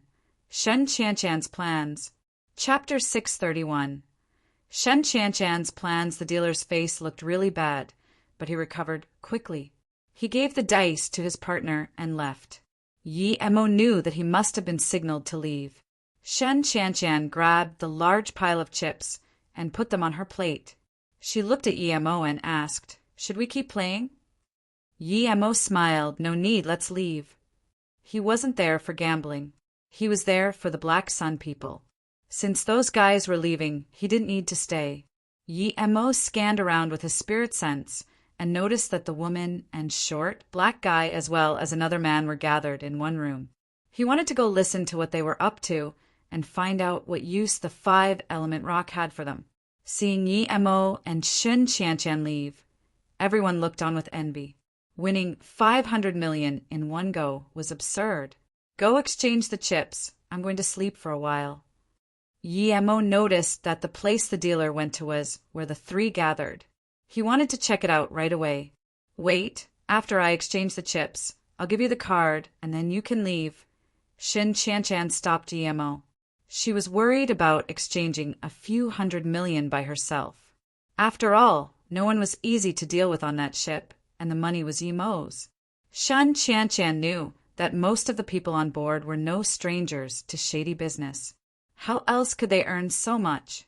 "Okay, but Miss Shin, I have a question I need to ask you. Most of the people on the ship have at least some bodyguards, so why don't you?" Shen Chanchan was an easy target, yet she was by herself. Shen Chanchan fell silent and didn't answer. She exchanged the chips, and then gave the card to Yi Emo. "This is yours, the password dash." Yi Emo waved his hand. "I don't need it. I said the price of the pill was $130 million, so I won't take a cent extra. As for the gamble, the starting money was yours, so the money we won is yours too. You can just go back and rest." Shin Chanchan hesitated and took the card. "Okay, I'll take the money then. But, brother, you do have time now? If you don't have any plans, come drink with me for a bit. And if you're tired, you can rest in my room." It seemed that she had figured out that Yi Emo had no place to sleep. Before Yi Emo could decline, Shin Chanchan smiled again. "Don't tell me you don't have time. When you came to the casino part just then, I smelled perfume on you. You probably came from the bar, right? If you can accompany women who are strangers, then since we already know each other, you have to treat me the same." Yi Emo scanned that room again, and the 4 were still gathered together. Since they were there was no rush. They couldn't leave anyway. Thinking like that, he nodded. "Okay, let's grab a drink first then." "What happened? Why did you call me over so desperately?" the dealer asked. "Cassie, Our higher-ups have ordered us to leave immediately. Seeing the man come in, Song Benling got up immediately. Cassie frowned. Why? That guy just won $500 million US from us. It would be too easy on him to just let him leave. Moreover, we haven't even found out who he is yet. I was planning on doing that now. Song Benling shook his head. There's no need to investigate him. He's not someone we can deal with. According to our intel and his performance at the casino, the higher-ups have determined him to be the person who stole our gold and most of our scientists on Black Star Island. How can that be? Cassie was shocked. Sophia said slowly, it's not impossible. Actually, we're certain it's him. Shen Qianshan might have had her face destroyed, but her body is still better than mine. And if she indeed managed to buy the face-preserving pill back then at the auction, then her face should have recovered by now. Yet, still, that big beard didn't do anything to her. Instead, he supposedly wanted to chat me up. He gave me a very dangerous feeling. I think he's already suspecting me. He even wanted to hug me, but luckily he didn't in the end. Did you lose the thing? Cassie lost his mind. 500 million wasn't that significant, but if they lost the 5-element rock, that would be a huge problem. Sophia shook her head. No, it's still there, but I just feel like he's dangerous. Also, we have checked the recordings repeatedly, and that big beard wasn't present when everyone boarded the ship. Yet, he suddenly appeared in the auction room. That sounds just like the events at our gold vault. The two cases were really similar. Plus, how did the 3 dice turn into all 6 ES? He didn't touch anything, but still turned the dices to win a tiger. This man is too dangerous. Sophia is right, this man is too dangerous. Although we don't know how he did it, but he's got capabilities that exceed what we can deal with. Luckily, we didn't lose the 5-element rock. The higher-ups did tell us to leave immediately, though, so someone else will be dealing with him, Song Benling said. The black man suddenly said, Yes, I suspect he even saw me when I was spying on him. He burned Yen Wuliang away with just a ball of fire. This man is very scary. Yemo kept scanning them with his spirit sense and found that they were still discussing something, so he didn't mind. As long as they didn't leave more than 1 kilometer from him, they wouldn't be able to get away. Furthermore, he had marked that woman especially, allowing him to sense her from up to 10 kilometers away. Shen Qianshan poured a cup for Yemo, but she drank 3 cups herself before putting her cup down and saying, Before meeting you today, I didn't even know what I would be doing in the future. I was lost, and the reason why I could even come today was because the Shun family had 1 spot, so they sent me just to show that the Shun family still existed. Then she laughed at herself and drank another cup. If I told you I didn't bring any money to this auction, you wouldn't believe it. But that is the reality of it. That 180 million was all my private money that I managed to set aside over the course of all these years. The Shun family sent me over without even a bodyguard and froze all my cards in China. It seemed like the Shun family no longer needed Shen Qianshan for their businesses. Shen Qianshan sneered. Brother Yi, when Auntie Qingkue asked you to cure her last time, she also used her own money. But even then, the card she gave you was still frozen by the Shun family. Then, Shen Yin asked many times for them to unfreeze it, but even though it was just some small money, the Shin family didn't want to give it to you. Auntie Qingkue saw through the Shin family, and because of it, didn't even return. Yi Mo was speechless. He didn't think that the card he got last time would actually have been frozen. No wonder Shin Yin always looked guilty. On account of it being thanks to her that he found the location of the auction, he wouldn't mind. I like the feeling of managing businesses. I can only feel the value of my existence if I keep earning money. And Grandpa also said that he saw that I had only the businesses in mind, so he let me manage the Shin family. 60% of the Shun family's businesses were controlled by me. But how do they treat me now? I'm a Shun family member, yet my card was frozen. Luckily, I had some private money, or I would have had nowhere to even cry. Shin Qianshan drank again, her eyes dulled. I've just been a money-making machine for the Shen family all these years, and when I have no worth, they just kick me away. Yi mo, magical Doctor Yi. No, brother Yi, luckily I met you. I'm very lucky this is enough for me. Yi mo thought, doesn't Luo Yu lack a true business person? Shen Qianchan was a prodigy. The Shen family might be blind, but he could invite Shen Qianchan to Luo Yu thanks to that. Thinking like that, Yi mo wanted to speak his mind, but then he heard a voice through the speakers. Dear passengers and friends, we have arrived at Qizhou Island. Yi mo was shook as he realized it was already day. He scanned that room with his spirit sense and found that the four were gone. The ship hadn't even docked yet. How had they left? Yi mo got up immediately and sent his spirit sense out, while Shen Qianchan was laying flat on the table.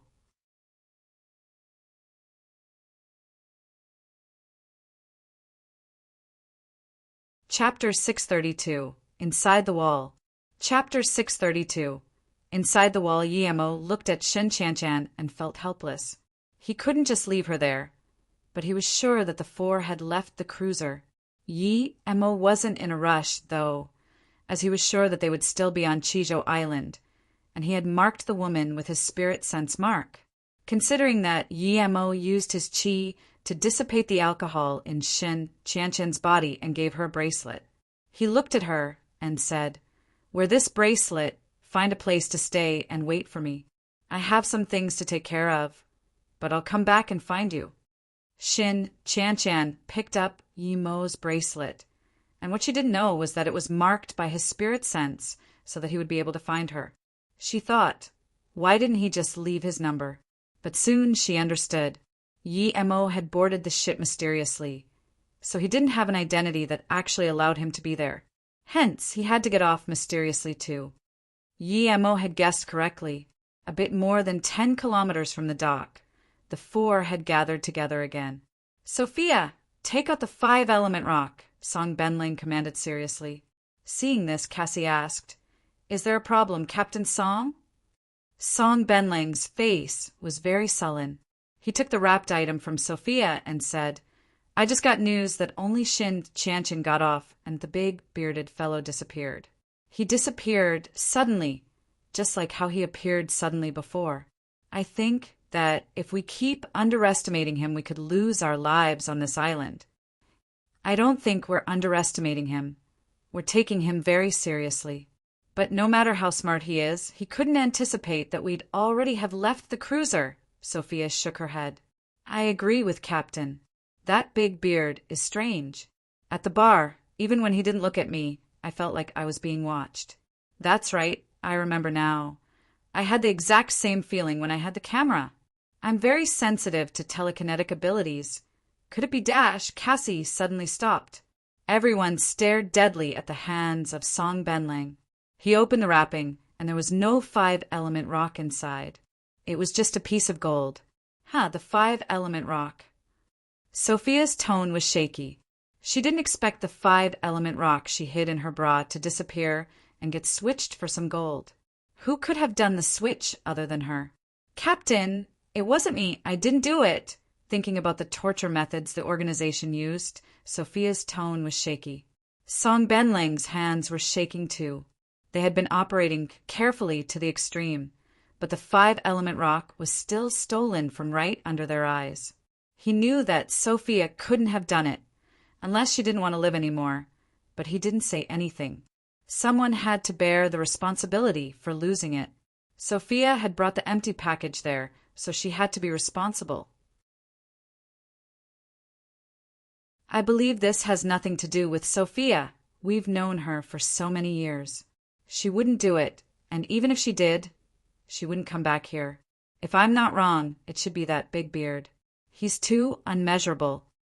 Unexpectedly, it was Bobby, who rarely spoke, who helped her out. Sophia looked at him with gratitude. Cassie had a look of guilt for a moment, but then he immediately said, "Although we know Sophia wouldn't do this, the package was on her when it was stolen. I don't need to mention how hard it would be to switch it around, right? So even if we believe her, what about our higher-ups?" "Cassie, what do you mean?" Sophia knew that Cassie wanted to put the blame on her. She immediately rebuked. This thing was always on you before I got it. When you took it out, no one saw it. Who knows if it was switched out already or not? Song Benlang and Bobby fell into silence. Sophia was right. Who knew if it was lost before or after Sophia got it? Cassie saw that everyone was about to suspect him, so he immediately argued, back at the bar when Big Beard and Sophia were being intimate, perhaps that's when it was lost. Sophia retorted, Cassie, do you think it's possible to win a tiger without touching the table? To be honest, who has the most chances of making it a tiger? If I was the dealer, I could do it easily. Cassie was annoyed and sneered. You're saying I'm conspiring with him? I've been in the organization for so many years, I would dash. Song Benlang stopped him.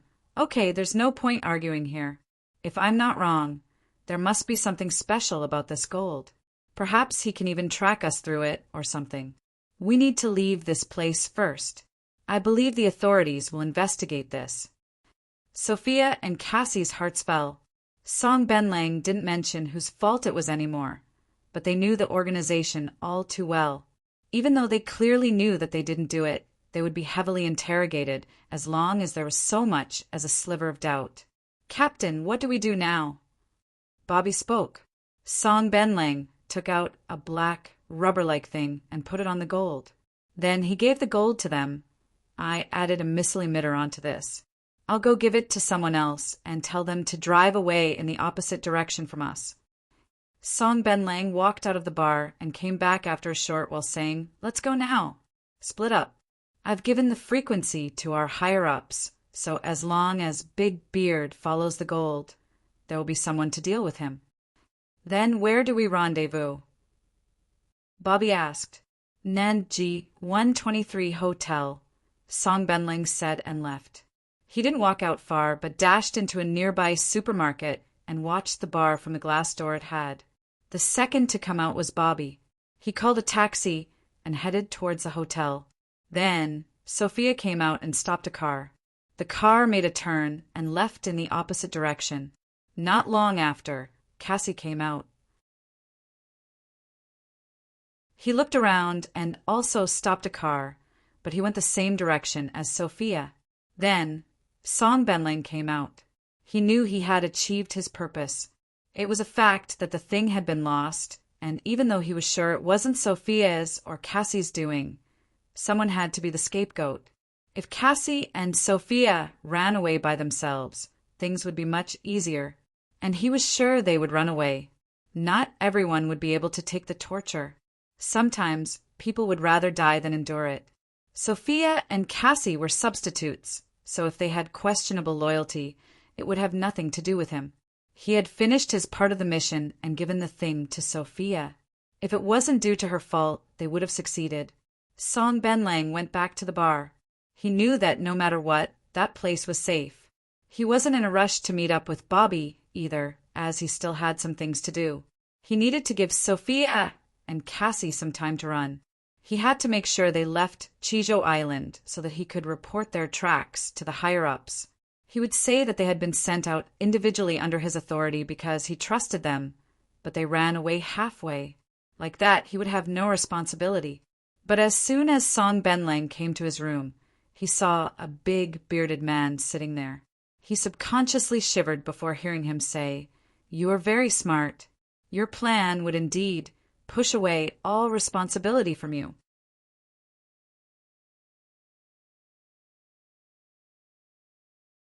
Chapter 633. Scam?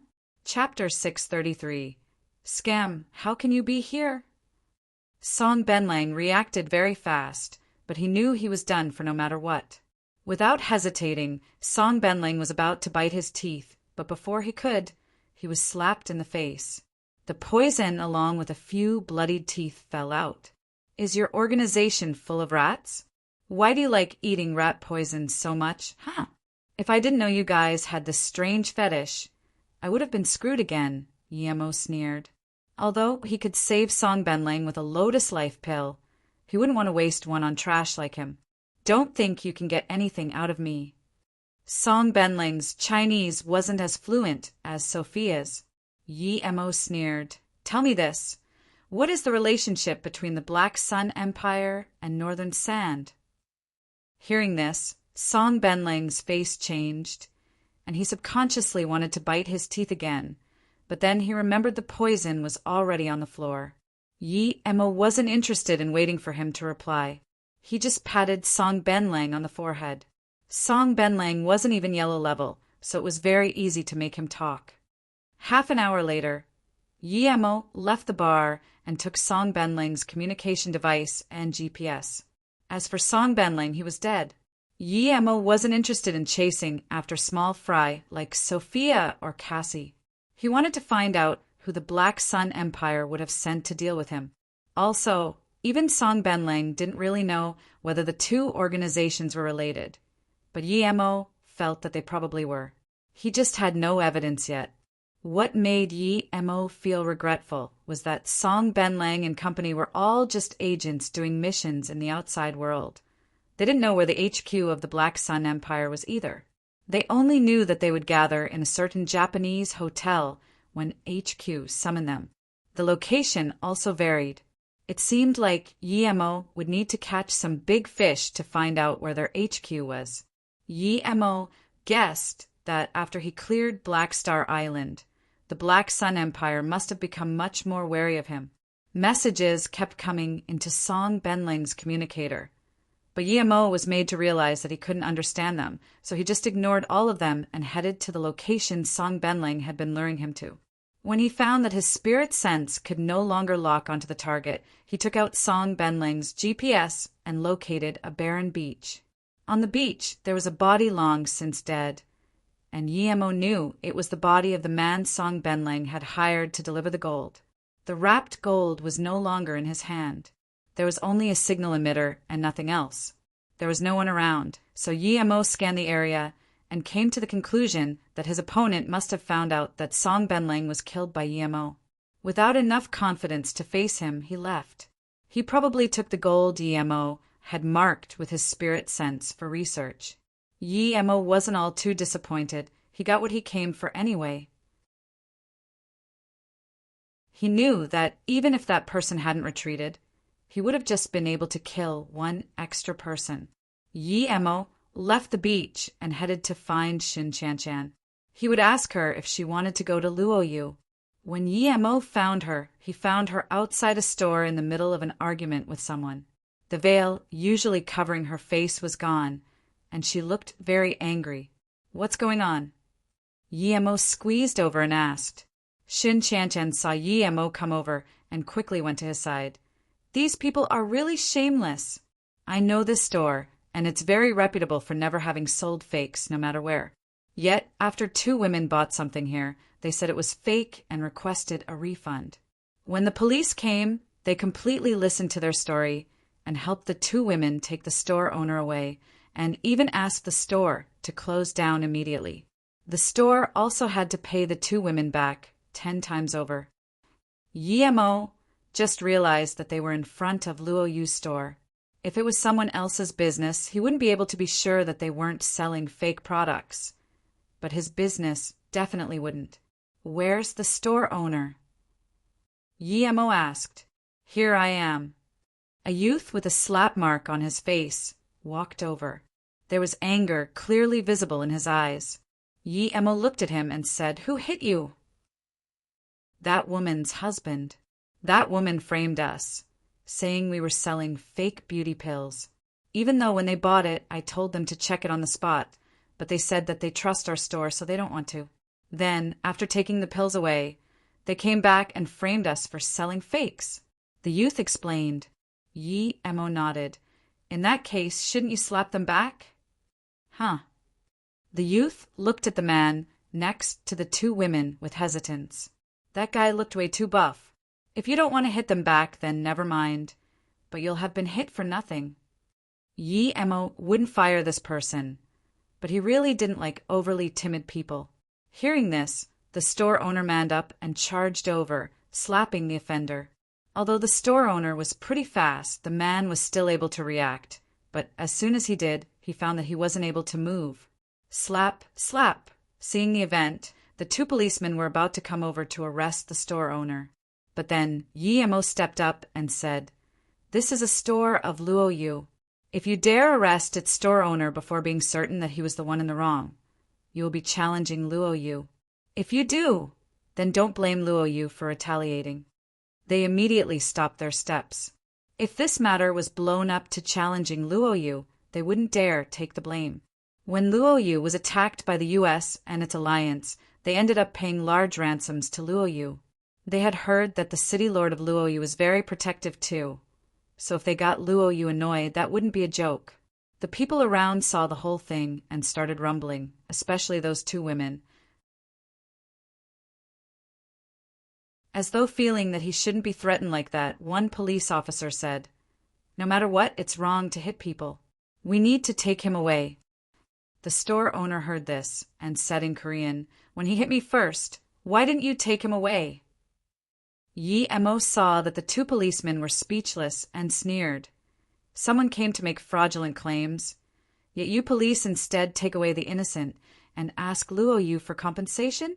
What logic is this? I'll tell you right now that if you don't compensate Luo Yu before night falls and report whatever TV channel may be responsible for this, Luo Yu will leave South Korea. South Korea will no longer be a friendly nation of Luo Yu." Hearing this, the people around laughed. Who did this big beard think he was? The city lord of Luo Yu? The police felt that they looked bad being threatened by Yi-mo, so they were going to take the store owner away. But before they did, Yi-mo told the store owner, "Ask the two women why they took fake medicine to frame Luo Yu." The store owner wasn't able to react, but Shin Chan was also there. She didn't know why Yi-mo wanted to ask that, but she still spoke in fluent Korean. "You obviously bought the real beauty pill. So why are you using fakes to frame the store?" Many people laughed at the idiotic question. Who would admit to that?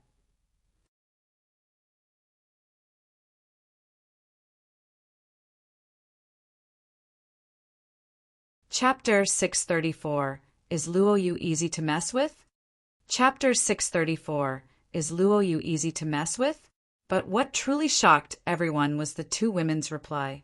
One woman said, "It's because someone gave us 50 million won and told us to buy a box of pills here and then switch the pills with the fake ones they gave us. We did not only get the 50 million won in exchange, but also the beauty pills." "Yes, that's the case," the other woman said. Right after they said this, though, the women recovered and thought it incredible that they had admitted that. They quickly covered their mouths, but it was too late. "Are you crazy? How can you admit to that?" the man yelled. They really admitted it. People looked at them like they were idiots. These three idiots just said this shop sold fake medicine. Yet immediately afterwards, they admitted that they were lying. Only Shin Chan knew that it had something to do with Yi-mo, and she wondered, what can't Yi-mo do? The two policemen could no longer take the store owner away and could only take away the three who caused trouble. We won't leave it at that," the store owner said. Yi-mo frowned. He found the whole thing very odd. Which idiot would do something like this? How would it benefit them? Shan Chan also felt like it was abnormal. She looked at Yi-mo and said, "Yi-mo, I didn't know you were so patriotic. I know Luo Yu came from China, but why do I feel like there's more to it?" Yi-mo ignored the store owner and pulled Shin Chan into a meeting room and then said, "I'm just looking after my own stuff. I am from Luo Yu, look." Then he took out a proof of identity as Luo Yu's head engineer. He didn't take out the presidential badge. You're really from Luo Yu?" Shin Chan asked in shock, but soon she thought, no wonder Yi-mo could take out a face-preserving pill. Yi-mo took out his phone to charge it and then said to Shin Chan, "If you don't want to stay in Jean City, why don't you come to Luo Yu? I'm sure that with your capabilities, you could get your hands on the head of commerce position." Shin Chan stared at Yi-mo with her big eyes and pointed at him after a while. "So you're a higher up of Luo Yu. You said you came to find me before. It must have all been a plot. You want me to work for you, right?" Yi-mo approved of her brains. She had already connected the dots. He smiled bitterly. Yes, when I saw that you weren't living well in the Shin family, I wanted to convince you to go to Luoyu. Of course, it's fine if you don't want to. Shen Qianqian suddenly got up excitedly and grabbed Yimo's hand, who said, I don't want to go. I want to go very much. Please help me. I must go. You really are my lucky charm. You gave me the face-preserving pill, and now you'll help me find work in Luoyu. I'm too happy. Shen Qianqian was very happy indeed. She had long since planned to go to Luoyu, but didn't have a way. So now that Yimo gave her the opportunity, how could she reject? Okay, don't be so hasty. Yimo unlocked his phone and was preparing to call Su Yuehua. But as soon as he opened his phone, he received a call. Second brother, what's up? It was Su Ping. He rarely called, so Yimo cared about him calling. Seeing that the call had gone through, Su Ping immediately said, Third brother, if we still hadn't reached you, I would have had to declare war on Indonesia. Yimo smiled. Second brother, stop joking. Now is different to before. We can't just casually start wars. We're not strong to the point where we can fight whomever we want. We need a reason to fight Dash. Before Su Ping said anything, Su Yuehua took the phone. President, it's me, Yuehua. What's up, Sister Yuehua? Yimo felt that things didn't seem right. Su Yuehua was rather calm as she said slowly, Over the last 2 days, our outlets in different countries have been experiencing some problems. The stores of more than 10 different countries have reported that people were framing us, claiming that we were selling fakes. A few of them have even been knocked down. Yimo's eyes went cold. Things weren't as simple as it looked at first glance indeed. There was obviously someone behind this. Those who didn't know the truth would think that there really was a problem with Luoyu. What's the exact situation? Yimo asked again. Su Yuehua replied. 3 stores were cracked down in 3 countries where the workers weren't hurt, but in Indonesia, 6 people died. We've closed the store there, and the personnel has come back. Brother Su is in favor of attacking Indonesia. Although I'm also very angry, I don't believe it very suitable to declare war for just that. Yimo sneered.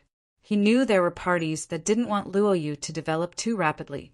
These means would be effective against other countries, but not against Luoyu.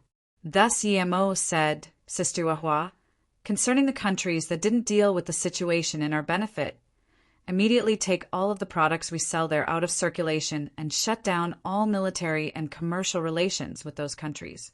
At the same time, if they have any businesses in Luoyu, shut those down too until they realize their mistake and pay us enough compensation.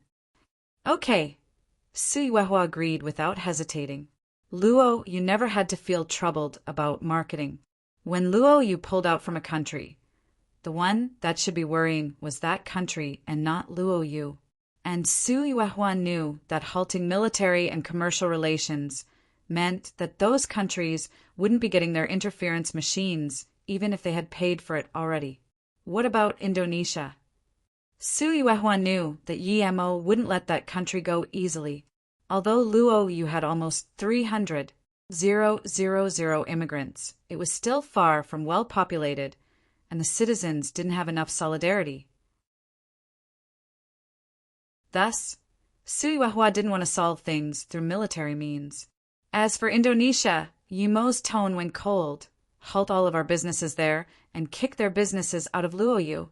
At the same time, stop all relations with them and ask them to compensate 70 billion Luoyu dollars. Su Yuehua took a deep breath. The Luoyu dollar had about the same worth as the euro. This was 90 billion US dollars. Su Yuehua was sure that Indonesia wouldn't pay that. I don't think they will compensate that, Su Yuehua said worriedly. Yimo sneered. Of course I know they won't. Make a global announcement that when Luoyu was in the beginning of its development, Indonesia conspired with pirates to attack Luoyu. We have evidence, and many people who are still in captivity. We'll show their faces on TV. Say that Luoyu had been trying to keep harmony with Indonesia, didn't take things personally, and even sold them some technology. Yet this is how they repay us. They trashed our stores and killed our employees. Yet their government not only refuses to punish the criminals, but instead it points the blame at Luo Yu. And under such circumstances, Luo Yu still chooses to resolve things peacefully and only asks for compensation. Su Yuehua understood where Yemo was going, and she immediately asked, "What about the union?" "We'll report our losses to them and tell them that our $20 billion research project was destroyed in Indonesia," Yemo said. "Of course. Everything we do needs to be reported to the world. Also, I do want you to say that if Indonesia does not respond within a week, Luo Yu might use military means to resolve the issue." Yemo's tone was very cold. "What?" Su Yuehua's hand shook, and her phone almost fell. "What?" Shen Qianqian was dumbfounded.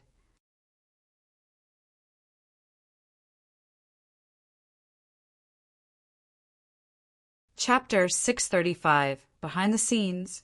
Chapter 635. Behind the scenes, Yemo dared declare war without looking for allies first, just because Luo Yu's store was smashed and a few people died? Although Su Yuehua was the one in charge of Luo Yu now, since Yemo had spoken, she wouldn't disagree. Shin Qianqian was also dazed. When Yemo put down the phone, she asked, "Yemo, were you talking to the city lord of Luo Yu, Su Yuehua? And you wish to declare war on Indonesia? Who are you?" Yemo put down the phone and smiled. "Many people have asked me this, but you can find that out when you get to Luo Yu. All I will say is that even though Sister Yuehua thinks that I'm not suited for politics, the truth is that it's not that I don't know how to deal with politics, but that I can't be bothered to. Now, if you still want to go, I will give you a number to call." "Yes, of course I want to go," Shin Qianqian replied without hesitation. No matter who Yemo was, it was her dream to go to Luo Yu. Yemo looked at the store owner. "Do you have a recording of the two women admitting to their scam?" The store owner seemed to have realized that Yemo wasn't ordinary and immediately said, "Yes, there's a video recording."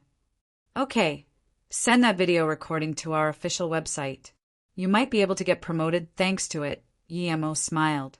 The store owner immediately realized that it was a good opportunity. If he was the one to provide evidence of the scam, his higher-ups would promote him for sure. He respectfully sent Yemo and Shin Qianqian away before dealing with the recording. Before Yemo left Chizhou Island, Luo Yu once again caught the attention of the world. Luo Yu Pharmaceuticals had been accused of selling fakes in many different stores. In some countries, the stores were even robbed and smashed, and most Western countries sued Luo Yu. Indonesia's store was the most absurd case. Not only did some people demolish the whole store, but multiple employees were even killed. The Indonesian government had then actually voiced their support to the culprits and asked Luo Yu to compensate those people. Those who didn't know better thought that something had really happened to Luo Yu, but those with a clear mind knew that it was probably a new plan targeting Luo Yu. Many people thought that Luo Yu's sales would start plummeting, yet after one day of negotiation, Luo Yu made a strong statement. The statement declared that the accounts of fake medicine were fraudulent and a case of them being framed. Luo Yu's base promise was that Luo Yu would never sell fake products. Luo Yu stated that they would halt all collaboration with those countries that had treated Luo Yu unfairly. As for Indonesia, because Luo Yu is a peace-loving country, they only requested Indonesia to compensate 70 billion Luo dollars and hand over the culprits in order to avoid war. If Luo Yu did not receive this, as well as an apology within 1 week, they would declare war. The day Luo Yu made this claim, Luo Yu's official website uploaded a clip of 2 women admitting their claims had been fraudulent. Although people didn't know why the 2 women would admit to everything, there were a lot of witnesses in the video, so it was soon confirmed that the video was not fake. After Luo Yu pulled out of their cooperation with some countries, those countries began to worry. They didn't think such small matters would be taken so seriously. Thinking about how their military deals had gone to waste due to some minor issues, those countries became desperate. Representatives quickly started to fly to Luoyu to ask for peace and a resolution. The Korean government was all the more annoyed. Due to two women's greed, the interference machine they had been about to get, and their collaboration with Luoyu was gone with the wind. How could they deal with this? The world was getting more and more unsettled.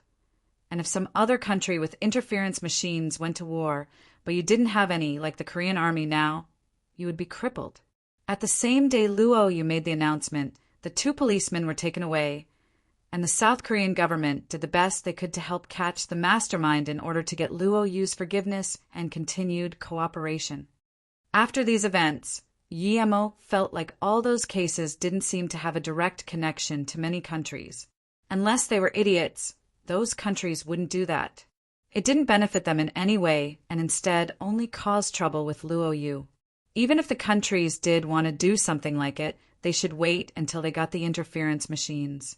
Yemo could tell that there might be a third party involved, but he wasn't going to change his plan. If Yemo could have such considerations, so could other people. The incidents had all occurred in countries that had signed a contract for the interference machines. After thinking it through, people immediately guessed there had to have been a third party involved which wanted to jeopardize the relations of Luoyu and those countries. Decreasing Luoyu's sales might have been one target, but stopping the military cooperation of Luoyu with those countries must have been the main goal. Those countries also soon understood the situation and knew that they had to find Luoyu to resolve the matter. In order to do that, they had to investigate the fraudulent claims. As for Luoyu's statement about Indonesia, that didn't concern them. So what if they fought? Perhaps thanks to this war, they would find out about Luoyu's offensive capabilities. Luoyu's war with the U.S. had only proved that their defense was unparalleled. The U.S. felt most wronged about the whole thing, and the new U.S. president quickly held a meeting. The U.S. knew that many people would suspect them to have been the mastermind, because the U.S. would definitely like it if Luoyu got on the bad side of so many other countries. But God knew that they had nothing to do with it.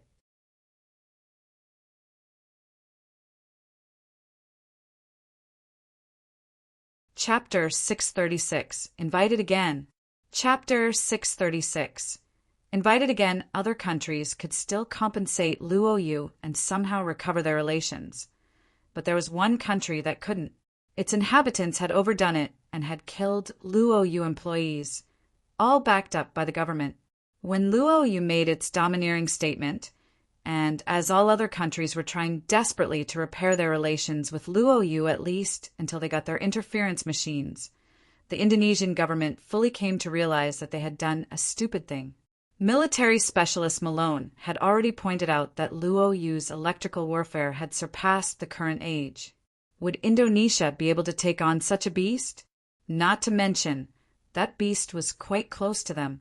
And then when the U.S. didn't say anything and the Union just said something neutral, Indonesia fell into despair.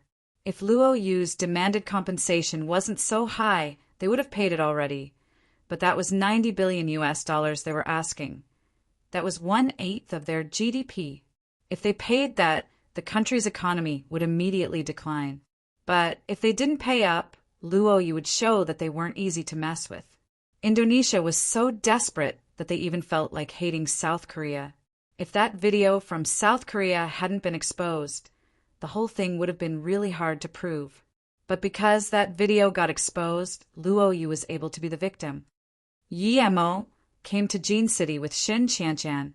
Shen Qianshan immediately went back to the Shen family.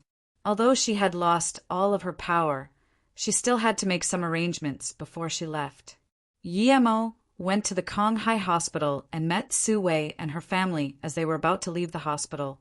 The entire family was very happy to see Yemo. It was thanks to him that Su Wei's mom had recovered. Although Su Wei said she had plenty of money, Su Wei's mother didn't want to keep staying in the hospital. Brother Yi, CEO Hu, and CEO Luo both came in the morning. By the way, last night Shen Yin also came, but didn't find you. Su Wei hadn't been able to reach Yemo's number. Now that Yemo had come, she wanted to treat him to food as thanks for helping her. Yemo nodded. Are you planning on staying in Jean City or going elsewhere? If you don't have a place to go, I can introduce you to Luo Yu. Su Wei didn't doubt Yi Mo's words, but she shook her head. Brother Yi, I've discussed it with my brother, and we're planning on going back to our home place to develop. Shen Yin helped Xiao Wu get an internship. He doesn't need to study anymore. Although it was regretful that Su Wei didn't want to go to Luo Yu, Yi Mo wouldn't force her.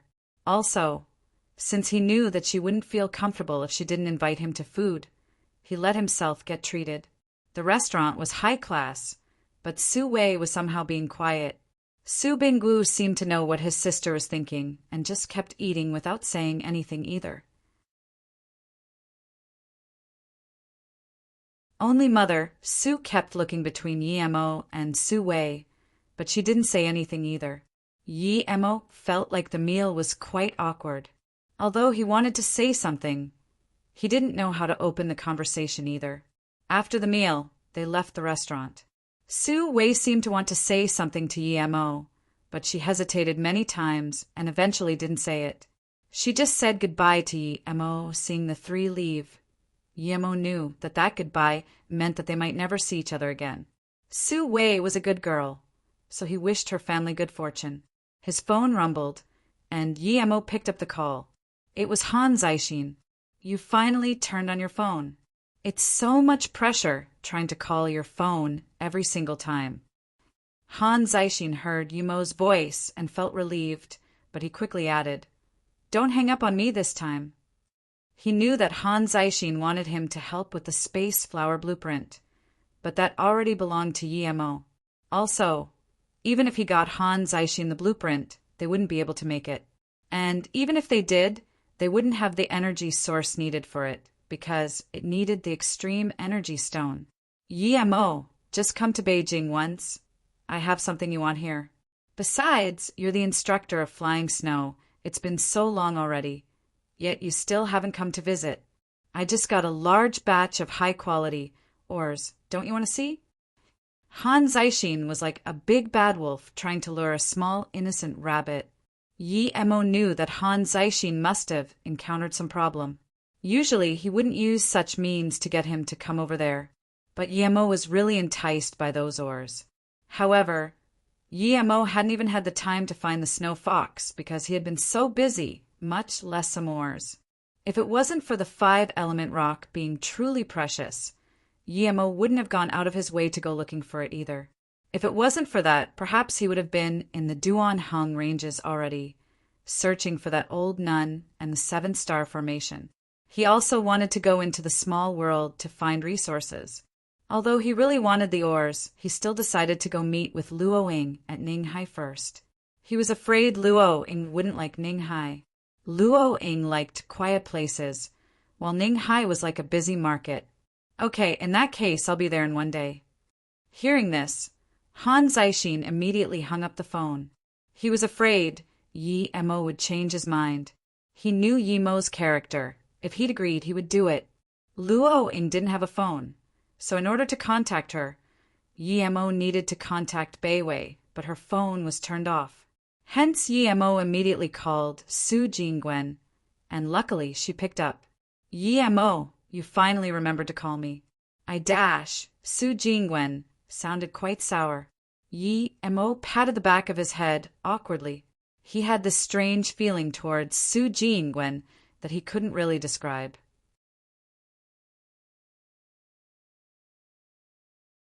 He really wanted to ask about Luo Ying and Beiwei, but it wasn't good to do so right after the call connected. Are you calling because of Luo Ying? Su Jingwen was the first to speak after some silence.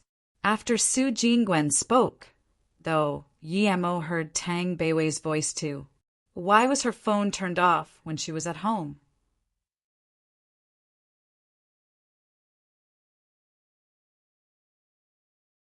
Chapter 637. What about a third one? Chapter 637. What about a third one? Yeah, how is Luo Ying? Is she there? Yi Mo could only ask. Su Jingwen suddenly laughed. Don't worry, she's more than fine. But be honest with me. have you told Luo Ying about Qingxue? Yimo, I really admire how you were able to find both Luo Ying and Qingxue at the same time. Both of them are very hard to find women. Yimo coughed. If it wasn't that he hadn't properly heard how Luo Ying was yet, he would pretend he didn't hear anything and hang up the phone. Now that Su Jingwen asked, he chose to say, "You're very pretty too. Don't just talk about them all the time." Su Jingwen fell into silence after hearing that, and after a while, she suddenly asked, "Yimo, do you mean that I'm the same as them?"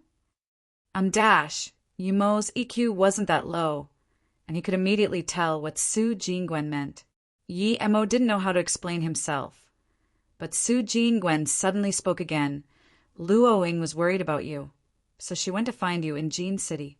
Beiwei's phone is on her right now. She should be coming out of Jin City Airport in about half an hour." "Really? Okay, then I'll go pick her up now." Yimo felt lucky he had called, or he would have missed Luo Ying. Yimo felt that he was neglecting Su Jingwen, so he quickly asked, "Jingwen, how are you guys in doing Ninghai anyway? I'll be going back to Ninghai soon, and when I do you want to come with me to Luo Yu? I'm not anyone to you. Why would I go to Luo Yu?" Su Jingwen's tone was a bit salty. Yimo really wanted to hang up and see Luo Ying, but he didn't want Su Jingwen to feel bad. Suddenly, Su Jingwen laughed. "Go see your wife already. With her being that pretty, there must be a lot of wolves staring at her." "But, Yimo, you're married to two people at the same time." Hearing this, Yimo breathed a sigh of relief and smiled.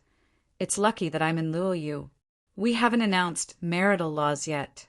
It should be fine to marry two wives. I'll make the marital law before our wedding, hee." "Then what about three?" Su Jingwen suddenly asked. Yimo was dazed. What did that mean? But the call was quickly hung up. Yimo shook his head and cast his thoughts aside. He had good feelings towards Su Jingwen, but that didn't mean he had to marry her. He already had Luo Ying and Qingxue, and he was very content. If Ning Qingxue hadn't appeared, he would have only married Luo Ying. Even Ning Qingxue, he accepted her only after she risked her life for him, and when he didn't know if Luo Ying was even on the planet. If he had, the results might have been different. When Luo Ying was prepared to board the plane, a figure suddenly dashed past her. Although his face flashed by her really quickly, she was sure it had been Yimo. That figure passed through the security checks rapidly and went into the tunnel that led to a flight to Beijing. "Yimo!" Luo Ying called out. That figure seemed to hesitate for a moment and looked around but still left quickly. Luo Ying called out again, but the person ahead didn't seem to be able to hear her anymore. She chased over immediately but was stopped by two airport staff members. "I'm sorry, I saw someone familiar and I want to go say hi." Luo Ying felt like that face had looked like Yimo's, but there was something strange about it. She didn't feel that sense of intimacy, but since she saw it, she had to go confirm whether that person was Yimo. "Sorry, the passage you're taking is the other one. This one is to Beijing, so we can't let you pass." Luo Ying said desperately, "I just have to ask something. It will take at most 2 minutes." The staff members still shook their heads and didn't let Luo Ying pass. Perhaps because she was too beautiful, one of them said helplessly, "You can only go there if you buy a ticket to Beijing. The next flight to Beijing will fly off in 20 minutes. Luo Ying didn't think much. She just wanted to see if that person was Yimo. She immediately dashed to the ticket sales window and wanted to buy a ticket to Beijing. "Sorry, the tickets to Beijing have sold out for today, and the plane is about to take off. The next flight is tomorrow at noon," the staff said. Luo Ying turned around in disappointment. If Yimo was really going to Beijing, what was she going to Jin City for? At that moment, a middle-aged woman ran to the window with a ticket. "I'm sorry, but I can't go to Beijing today. I want to refund this ticket." "Oh, that's perfect. There's someone right there who wants a ticket to Beijing. You can give it to her."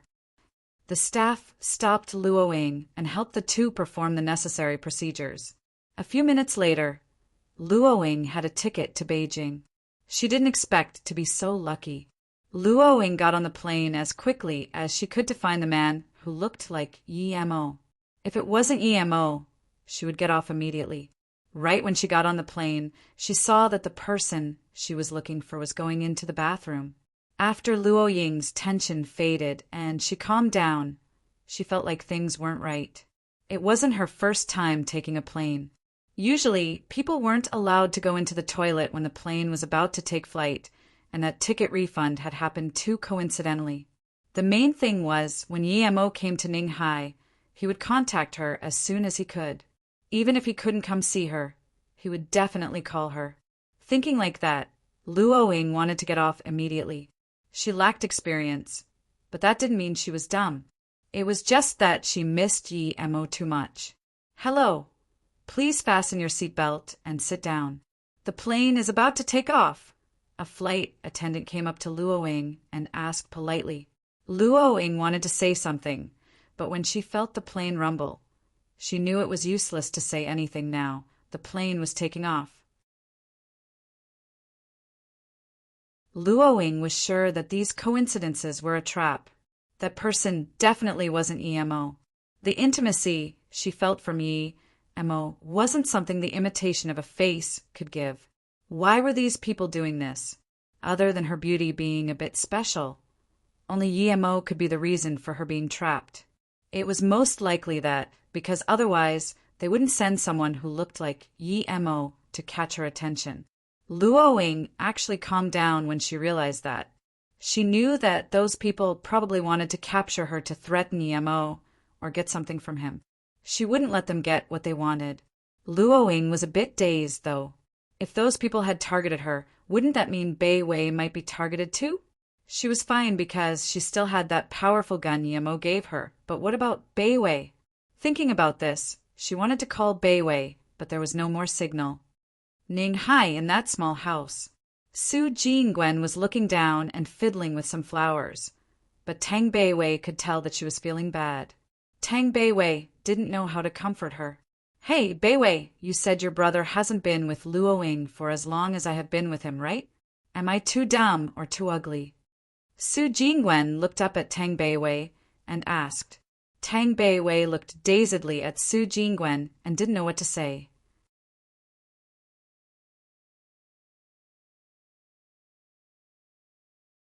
Chapter 638, Like and Love.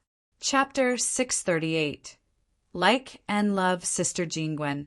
I don't know why my brother is so nice to Sister Luoying, but I do know that if my brother had met Sister Luoying before Sister Qingxue, then he might not see Sister Qingxue any different from you.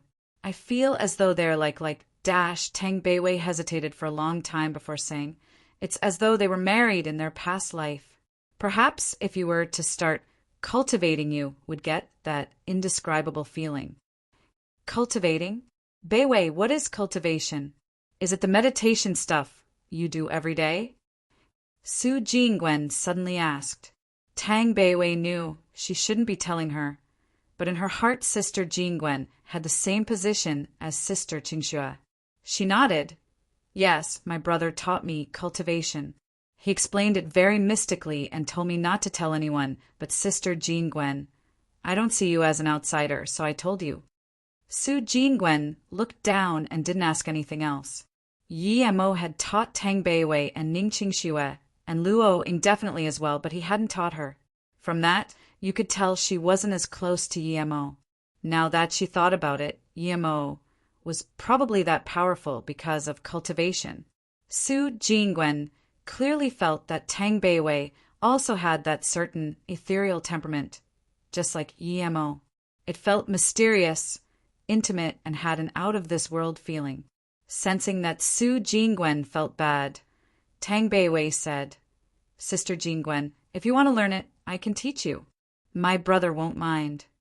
Su Jingwen shook her head. "No need, I don't want to learn it." Since Emo didn't teach it to her, it would only make her feel bad if Bei Wei taught her. There was a long silence. After a while, Tang Bei Wei suddenly said, Sister Jean-Gwen, can I ask you a question? Su Jean-Gwen nodded with red eyes. If you liked my brother and my brother liked you, but then one day when you were about to get married, you realized that you were my brother's long-lost sister, what would you do? Tang Beiwei's eyes were also a bit red, and she didn't even really know why she was asking that. How could that be? Both my parents are still alive. How could they be your brother's dash? Su Jean-Gwen thought that Tang Beiwei's question was a little crazy. Tang Beiwei shook her head and said, "Nothing in this world is impossible. When I met my brother, I didn't know he was my brother." Beiwei you? Su Jean-Gwen looked at Tang Beiwei in shock. Tang Beiwei shook her head. "It's not like that. My brother will always be my brother. I'm just asking what if, nothing else." Su Jean-Gwen understood what Tang Beiwei meant and shook her head. "If that really is the case, then you can't get married." Tang Beiwei sighed and didn't say anything. She remembered what Luoying told her last night.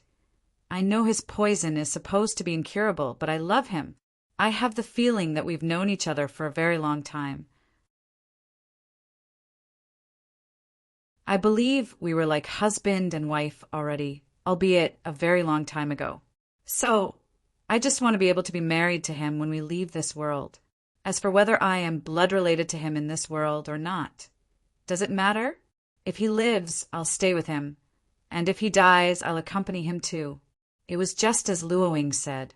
In this world, there was such a thing as the subtle existence of fate. Sister Jean-Gwen liked her brother as well, or maybe what she felt was more admiration.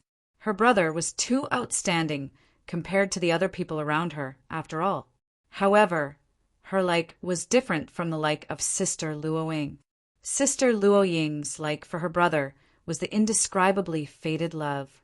It was something that exceeded liking, and perhaps only that could be called love.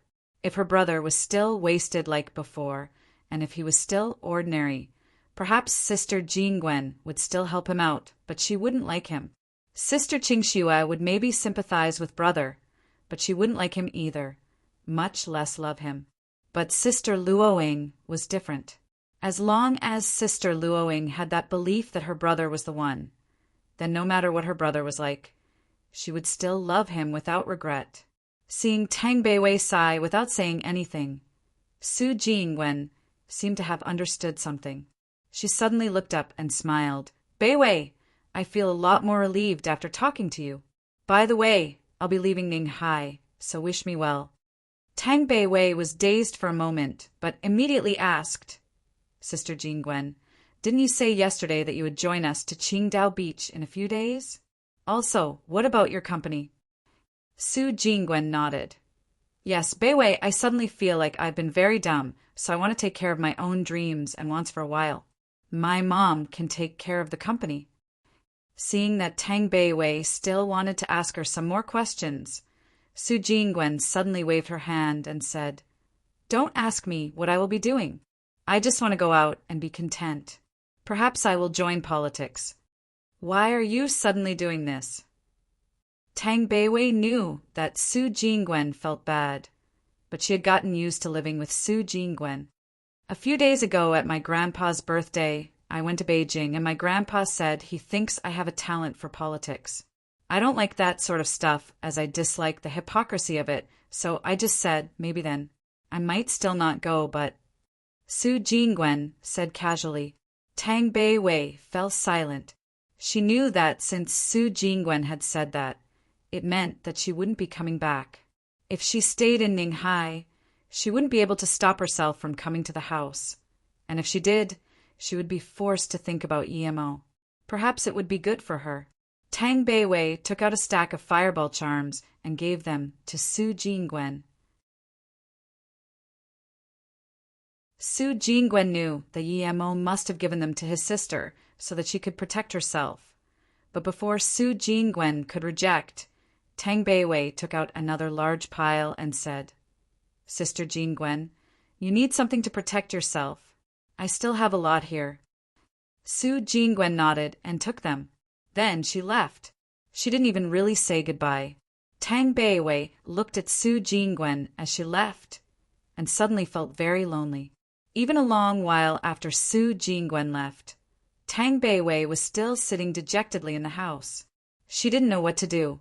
After a while, she remembered to go lock up the door.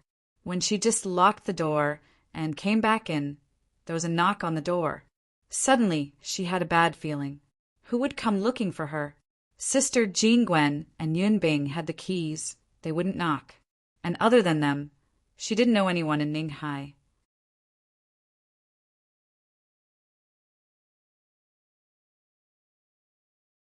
Chapter 639. He's too eerie.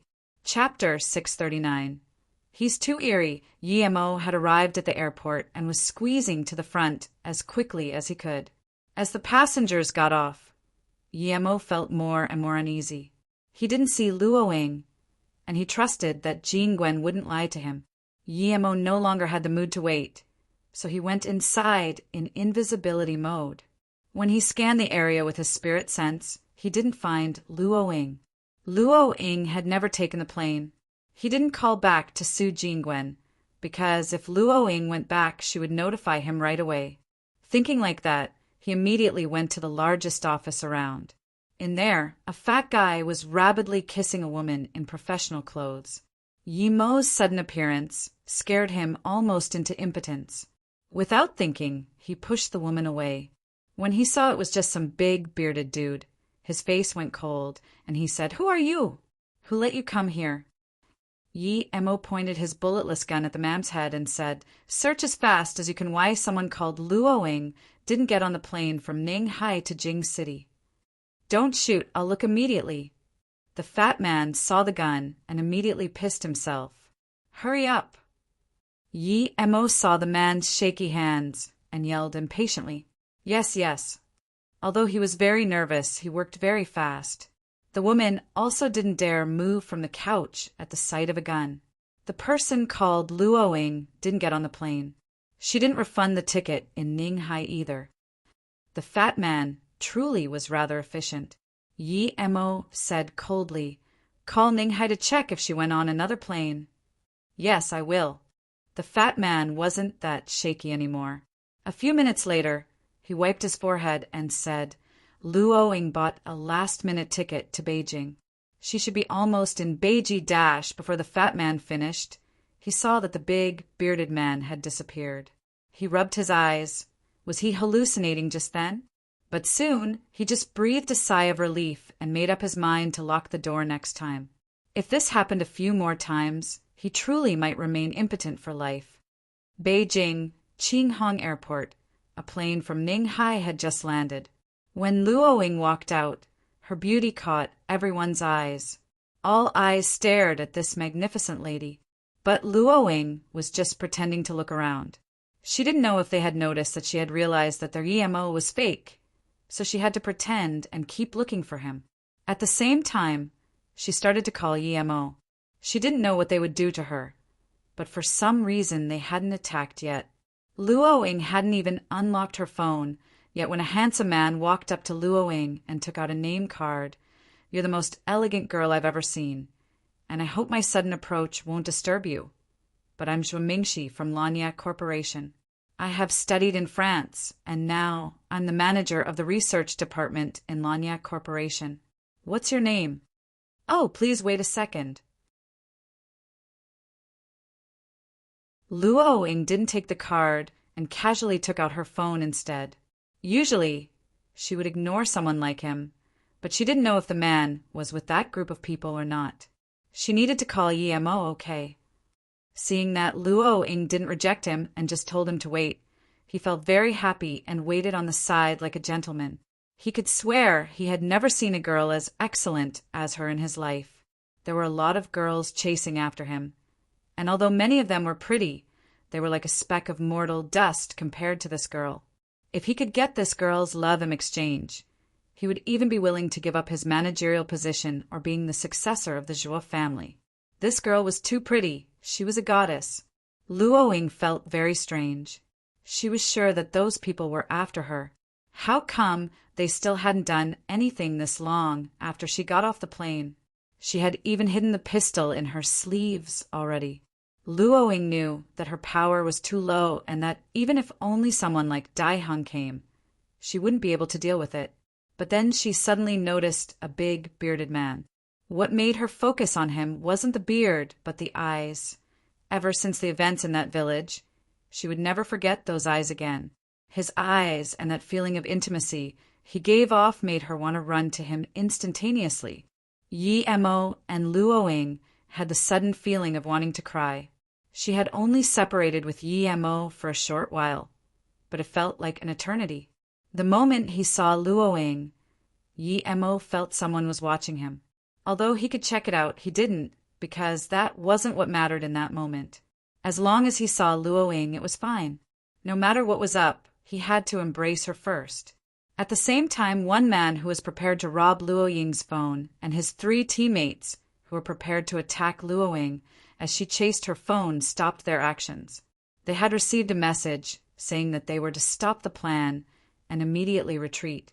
They didn't know why they were ordered to stop when the plan was already 80% done, but they immediately did as told nonetheless and got out of the airport.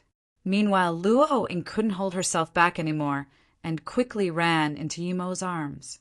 "Susu, I'm here." "And I know." Zhuo Mingxi looked on dumbly at the big beard hugging that goddess. He felt like his brain was lacking oxygen. Such a goddess was hugging this ugly bearded guy?